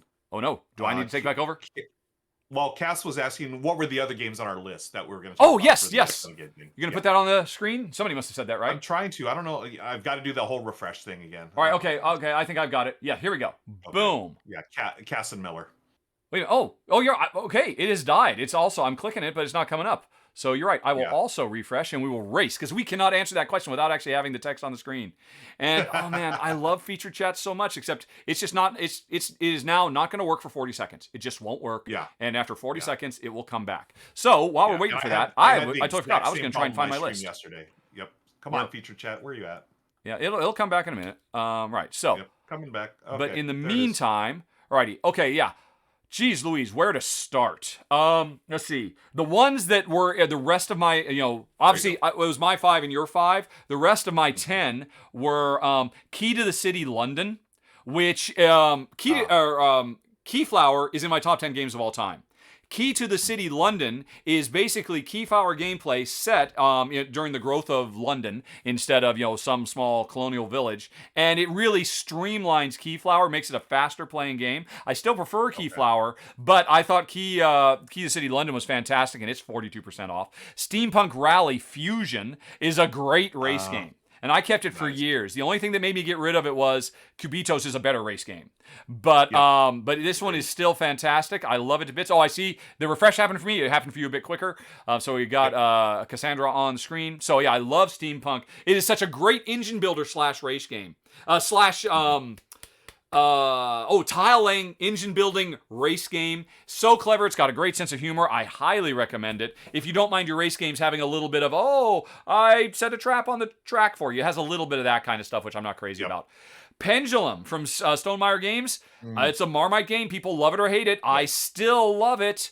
And I still maintain it is better played without the real time, because then it becomes a more lightweight, almost gateway version of Solk in the Mayan calendar. It becomes a game all about managing the passage of time. Just like what I was talking about with Corrosion. And it's better played that way. But everybody thinks I'm crazy.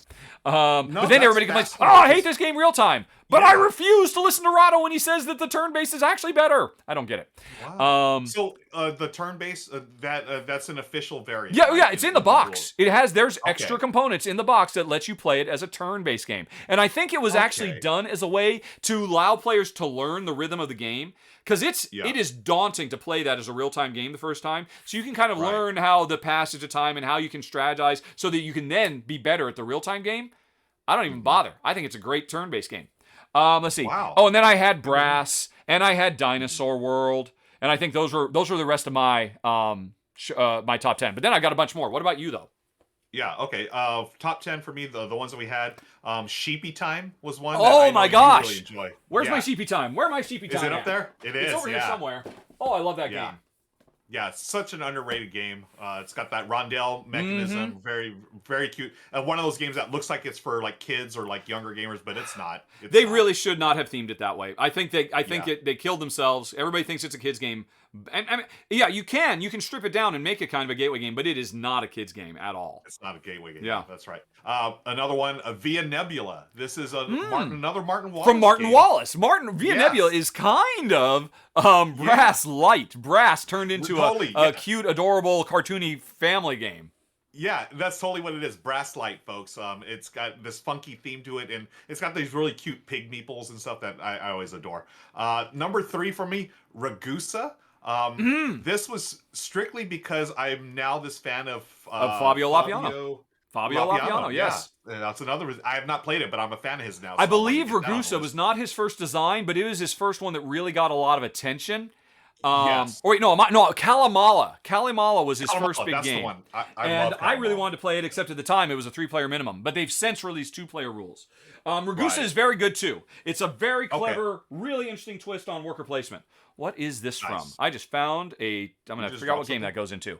Yeah, we liked it quite a bit. It's the area control. It's a worker placement / area control thing. Your workers become vying for dominance, and we found for us it got a little bit more cutthroat than we liked. But I did think it was very clever. Okay, cool, nice. The other two I have on my list: Fantastic Factories, the Manufacturers expansion. Fantastic Factories is a brilliant light engine builder, and Manufacturing just adds more stuff. Another resource, I think it's like vitamins or something like that, and it's a fantastic game. Fantastic Factories has got to be in my top 3 engine building games. Period. Totally. It is so good, and I am so jealous. I want those manufacturings. There's 2, like I said. There's the manufacturing, which just adds more stuff, and then there's the other one. Yeah, Subterfuge. Which adds a bunch of take that. I don't need that one. I'm very happy they decided to make 2 separate ones. Here's the Care Bear one, and here's the Cutthroat one. And you can mix and match them if you want, but you don't have to. So good on them. Yeah, love it. Yep. And then the other one on my list, I touched upon it earlier, Dinosaur Island, RAR and Right. Rahdo, you need to play this game. Wait, I didn't see, is RAR and Right in the clearance section? It is. I didn't even freaking see that. I might have put that on my list then. I missed that. There were 400. Yeah, there was a ton. But I really want you to play this one because for a roll and write, it's Dinosaur Island, the roll and write. It's just a fantastic game. Brilliant. I'm going to mention a few more. I'm just going to rapid fire them. Folks, you can pause later and take notes. Rapa Nui, Lizard Wizard, Wonder Woman, Minerva, Rosetta, Agra, Johari, Glow, Spirit Island Jagged Earth, Hero Realms, and a lot of Hero Realms expansions, Lawyer Up, Curious Cargo, Florenza the Card Game, Adrenaline from CGE, Deep Blue, great little game from Days of Wonder, which is now made much better. There were some complaints. They actually fixed them after I filmed my run through. Deadly Doodles 2, Chai, Draco, and a Draco expansion, Fertility, The Hunger. I did have that on my slightly longer list. Curators, a neat little Tetris game. Another Patchwork. How many Patchworks are there? I saw Patchwork Valentine's Day, so it's a bunch of hearts all over it. Revolution of 1828. Ruel, you have to play Revolution of 1828. You love Waterdeep so much. Watergate, Imagine Lords of Waterdeep. Or no, sorry, not Lords of Waterdeep. Watergate. Nixon thing. Yeah, Watergate. Watergate. You love Watergate so much. Imagine Watergate designed by Stefan Feld, set in the year 1812. I played this one. I played it. Yeah, it's a great game. Fantastic game. Swords of Sorcery, School of Sorcery, Wendake, Liftoff, a very terribly overlooked little game about the early space days. Comanauts, and then I was repeating myself. So those were all the ones I was thinking. I can't believe I totally missed Roaring right there. But a bunch of stuff. It's good stuff. And all of those anywhere from like 30 to 80% off. Yeah. Crazy. Folks, y'all are going to have a good time looking through that site. All right, do we have any more questions? Yeah. We can do a couple of questions, right? Okay. I mean, we are, what do you want to do? A couple of questions real quick here? Well, no. Man, this queue has gotten insane. Yeah. Oh my gosh. Look at this. Do you want to try and let's just try to blitz through some of these. Okay. Right. I'll just throw them up here. Okay. Yeah. First. And by the way, folks, another great thing about this system, if we don't get it, this queue is persistent. This queue will be here next week, so we can pick up where we left off. In Gremlins, when is it no longer after midnight? I don't know. I don't have a daylight savings time joke. I'm sorry. Do you have one? Yeah. I feel like It's there been should a be long one time that's since really that obvious, movie. but Yeah. Real quick, Ruel, how excited are you about Freddie Freeman joining your Dodgers? I Yeah. am very excited. Thank you for the question. Go Dodgers. We're going to win the World Series this year. is that a big deal? Is he a hot potato? He is hot potato, and he is a Southern California kid through and through, so he's coming back home after playing for the Braves. Hometown hero. Yeah, hometown hero. Here, Kabuki Kid, it's time to ask again. Chicken update. Well, that's really best asked on the podcast at questions@raw.com, so my wife can fill everybody in. The chickens are fine. Cool. I forget. I think it was like 5 or 6 new ones that we grew.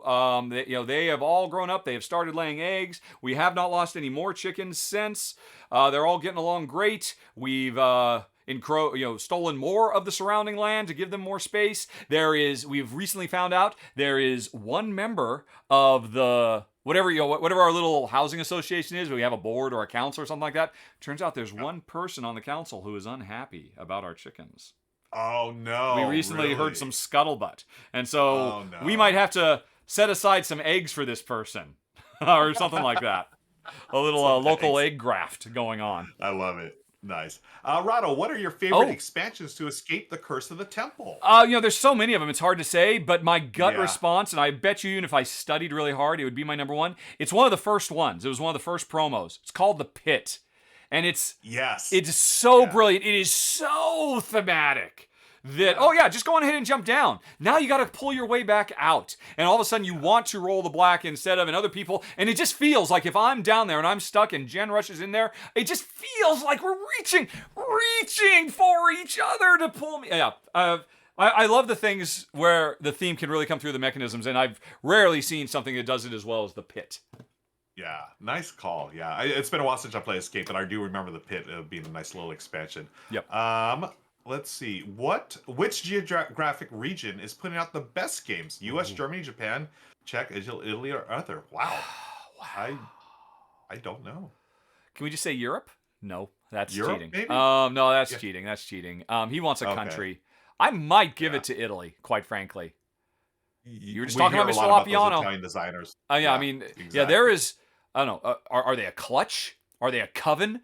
What is a grouping of designers? I don't know. A maven? Coven sounds so. But yeah, there's a group of them down there that are just. I mean, there's something in the espresso down there. Yeah, that would be kind of my gut. I might say Italy, quite frankly, if I had to pick one country in the world. I would tend to agree. Brenner says, "Is it bad that I like redeeming points for Ruel Ranks?" No, not bad. No, not at all. Redeem all you want. That's what they're there for. Keep unless you change your mind and you want something else. No, this is great.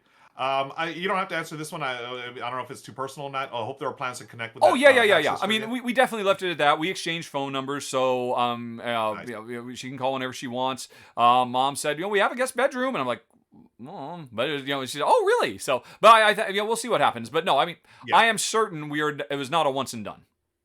Cool. Awesome. Are you keeping Mercurial? Is it somewhat comparable to Century Spice Road or other game comparisons? I am not, because I have already mailed it on.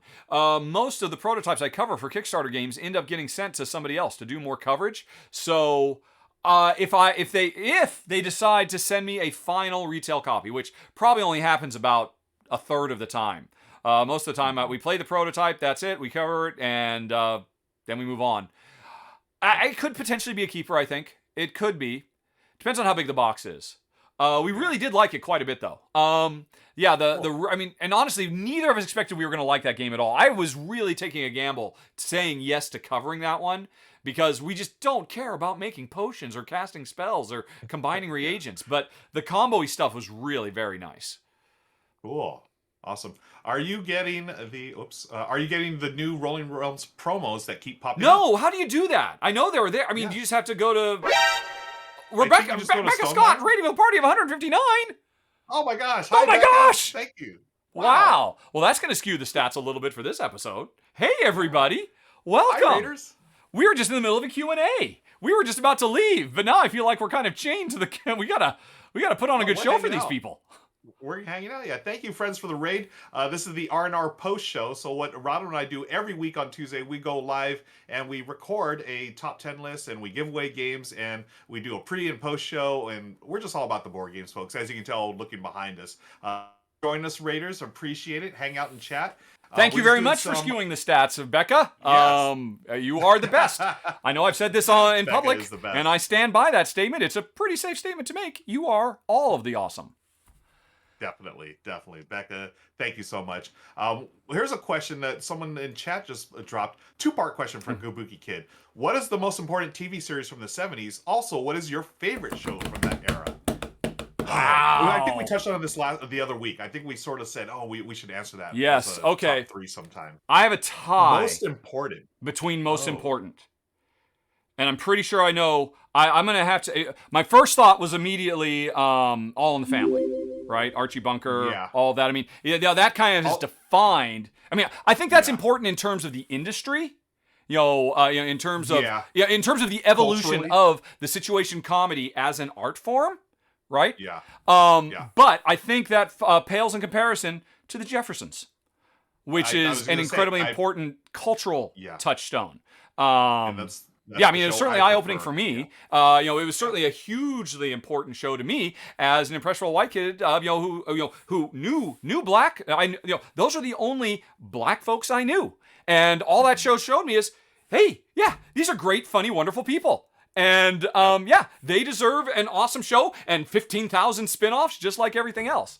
And that's not to say there weren't other shows that predated it, but I mean the Jeffersons was such an incredibly huge I mean, and there's stuff that came after. I mean, What's Happening and all that, but I think the Jeffersons is probably huge. And wait a minute. And actually, is the Jeffersons a spin-off of All in the Family? It is. Yeah. It is. Oh my God! I did. I wasn't even thinking of that when I said it. Yeah. But talk about a 1-2. Yeah. Yeah. Great show. What do you think? I do like Jefferson. I love the Jeffersons. It's one of my. Like you said. Moving on up, will still get stuck in my head at least once a month. Exactly. Yeah. Culturally, it's important, and just in terms of the industry, and in terms of representation as well. We also had Good Times and What's Happening and all that. Here's a fun fact for you. I'm going to give you some bonus trivia just for everyone here. Okay. Yes, we did trivia earlier in the show, folks. Yes. Did you know Roxy Roker, the lady that played Tom Willis's wife? You know who I'm talking about, right? Tom Willis, and I forget the character's name now. Mrs. Willis. I forget her character's name. Wait, are you talking about Different Strokes? No, I'm talking. Because all in all, I'm thinking about what you're talking about, Willis. I mean, because we're I'm all talking over the place. The interracial couple. I think his name was Tom and Helen. Okay. Tom and yes. The tall, skinny, lanky guy. Yes. Yeah. And So Roxy Roker is the actress's name. She is the mother of musician Lenny Kravitz. Did you know that? Yeah, that is his mother. Wow. His mother, Roxy Roker, married, I think, like an agent, Mr. Kravitz, and they had a son named Lenny Kravitz, who music I absolutely I think I've heard enjoy. of him. I think I've heard of him in passing. Yeah, you may have heard of him. Yeah. That's something that's a little more recent. After we've talked about Twisted Sister, let's move on to. Yep, you still got your finger on the pulse there. Well done. Oh, and by the way, thank you, Agents of Fire, for gifting 6 months of subscription to the Becca Scott. That is fantastic. Nice. We're getting closer to unlocking the RVR, and within a few minutes, we should probably see a Becca Scott avatar walking around on the bottom of the screen as well. Very cool. Awesome. Cool. All right. Okay. So folks showed up just in time for us to end the show. Should we take a few more questions, or do we have to go? Cat Knight Notabot says, "What about Columbo? No love for Columbo?" I see how it is. I'm just okay one more thing. Cat Knight's a bot. There you go. That's a little Columbo love for you. Oh, just Nice. What were the? I keep thinking of the 80s. Oh, there were 2 questions. We did one. By the way, folks, any questions you have for us, start your question with a question mark, because then it goes into a queue so we can keep track of questions. So we did half. Most important, and I'm feeling pretty good about it. Favorite show from the 70s. As a little kid. I was just going to say the A-Team, but that's 80s. That's 80s. I love the A-Team. Yeah. That is the sweetest of 80s cheese. Yeah. You know what? Another show I feel like we should have talked about as far as like being an important show from the 70s? MASH. Oh, Remember sure. MASH? Yeah. Oh my Yeah. gosh, you're entirely right. Was 'Cause that MASH? show- Here's a question, trivia. Is Yeah. MASH the first sitcom to drop the laugh track? Because I know eventually they did. You know, the early Oh. episodes is kind of painful, but at one point they did ultimately Yeah. drop it. And I mean, it may not have been the first, but I'm sure that was like a very important, influential thing. Yeah. And there were actually, I know there was those special episodes they did without the laugh track. There was Yeah. like that one that was like in real time, and then there was another one that still freaks me out to this day, where Hawkeye is like having nightmare, or all the staff is having nightmares, and they're like, do you remember that episode? That one still freaks me out. No, Do I you don't. remember? If you think of They're MASH, like- pretty much they're- all I think of, all I can remember is the final parting shot as the helicopter took off. Goodbye. And it's like, Goodbye. Yeah. And BJ on his bike, and yeah. oh my gosh. Okay. Kabuki Kid, gotta give some huge props to Soap for Billy Crystal's yeah. character. I That's mean, right. was he the first openly gay character on a major network show? Surely he must might have been, right? That was groundbreaking too. Yeah, and that's it was just totally normal. It wasn't even. It was just like, yeah. Oh, by the way, I'm gay. Yeah. Yeah. Oh my gosh. I'm sorry. I'm a Great little verklempt about MASH now. Oh yeah. Still, what is your favorite let me show talk from the about '70s? this 70s show? I mean, okay, I hear guilty pleasure when I was a kid. Coming home after school every day, it was on one of the local channels. The Brady Bunch would be on, and that was like just a source of Okay. comfort television. You know, Kid shows, I and think my sweet favorite was and- probably Banana Splits. I mean, you know, variety show, Banana all kinds of Splits. really interesting stuff on it. HR Puffin stuff, right? HR Puffin stuff. Yep, yeah, all that was- Sid and Marty Krofft gold. Yeah, that stuff was fun. Shows we watched as a family. I feel like, I don't know why, but I have a real fondness for Streets of San Francisco. I never watched that. I still hear Yeah, the music in my I head. didn't- Um, Wow. Yeah, I mean, I they did were not all, watch you know, there's Starsky and Hutch and all those, Starsky and Cagney Hutch, and yeah. Lacey and all that. But for some reason, Streets Yeah. of San Francisco. Oh, and we watched Hawaii Five-0 as well. I remember that. Oh yeah, just that theme song. Ba, ba, ba, ba, ba, ba. Yeah. Which is a nice segue to back when we were talking about the Twilight Zone. That's the song that they were sort of singing in the car. Albert Brooks and Dan Aykroyd. Oh my gosh, yes, Or- of course. No, it would have Remember? to be my favorite show of the 70s as a little kid. 7 p.m. Saturday night, Mutual of Omaha's Wild Kingdom. Oh yes, yeah, that's right. Because, Ruel, sing it with me. Mutual of Omaha is people you can count on when the going's wrong. By Menon. Yeah, you need that. Yeah. Nice. Yeah. Okay. Well, I don't see any. Oh, okay. All right, wait, we've got one question from Bing. Oh, we do, 14. okay. All right, have you got it? I got it. All right. Yep. Let's see. Best welcoming game for a good family game night with the kids. Hey, you know what? Maybe it's just because it was just on my list. Seven Wonders Architects is pretty freaking good. That is a really good one. Pretty good. I mean, I don't know.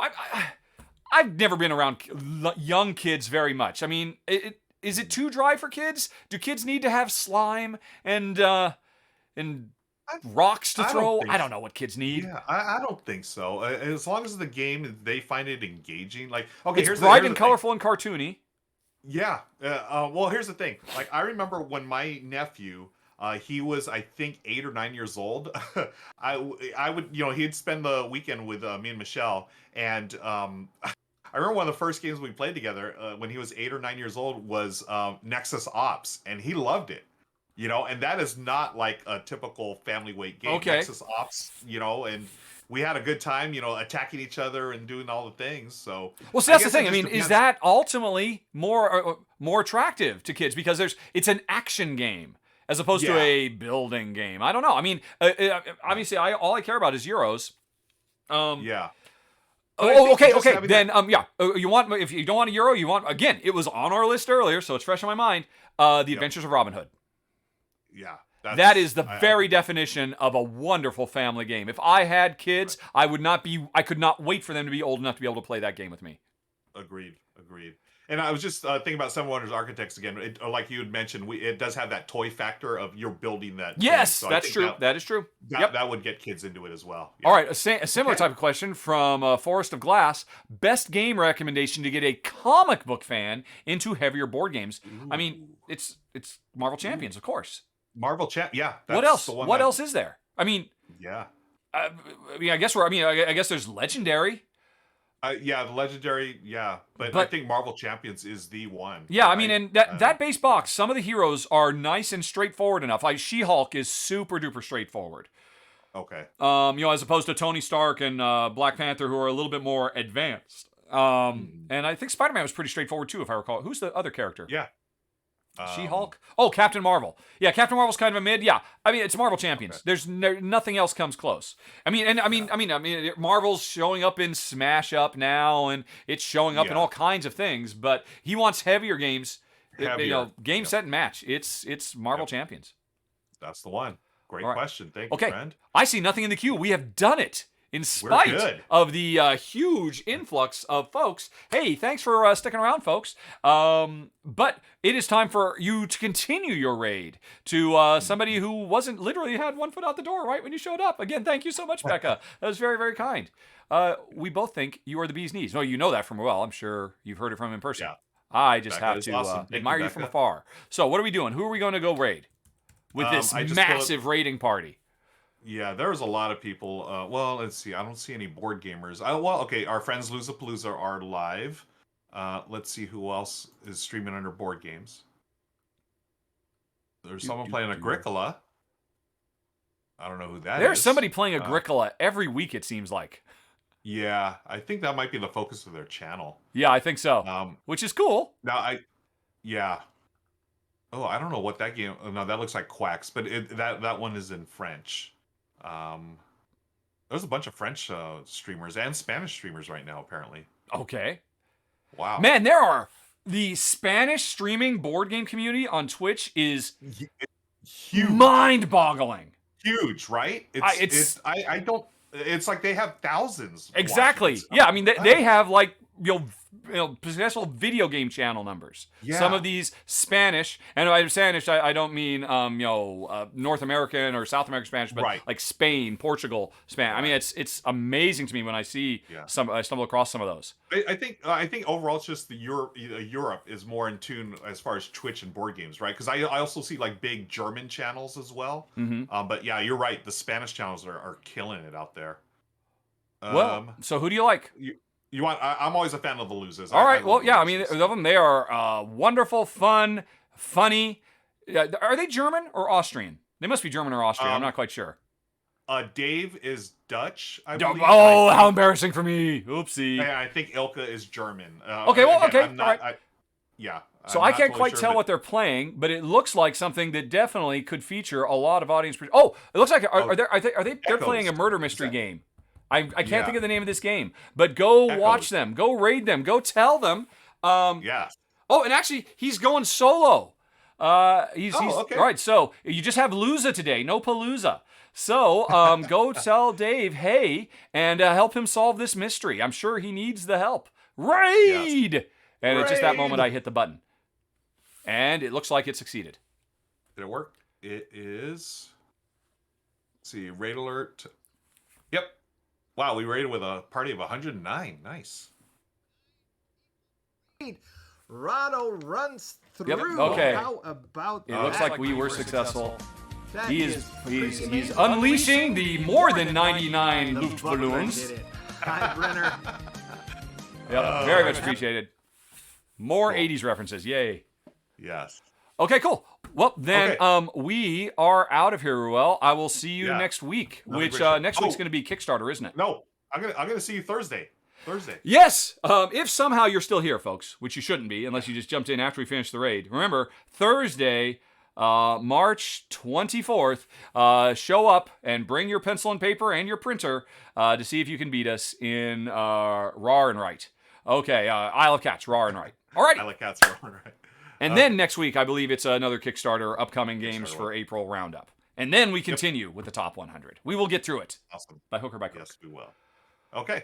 All right. Talk to you later, man. Friend. Bye-bye. And bye, everybody. Bye-bye.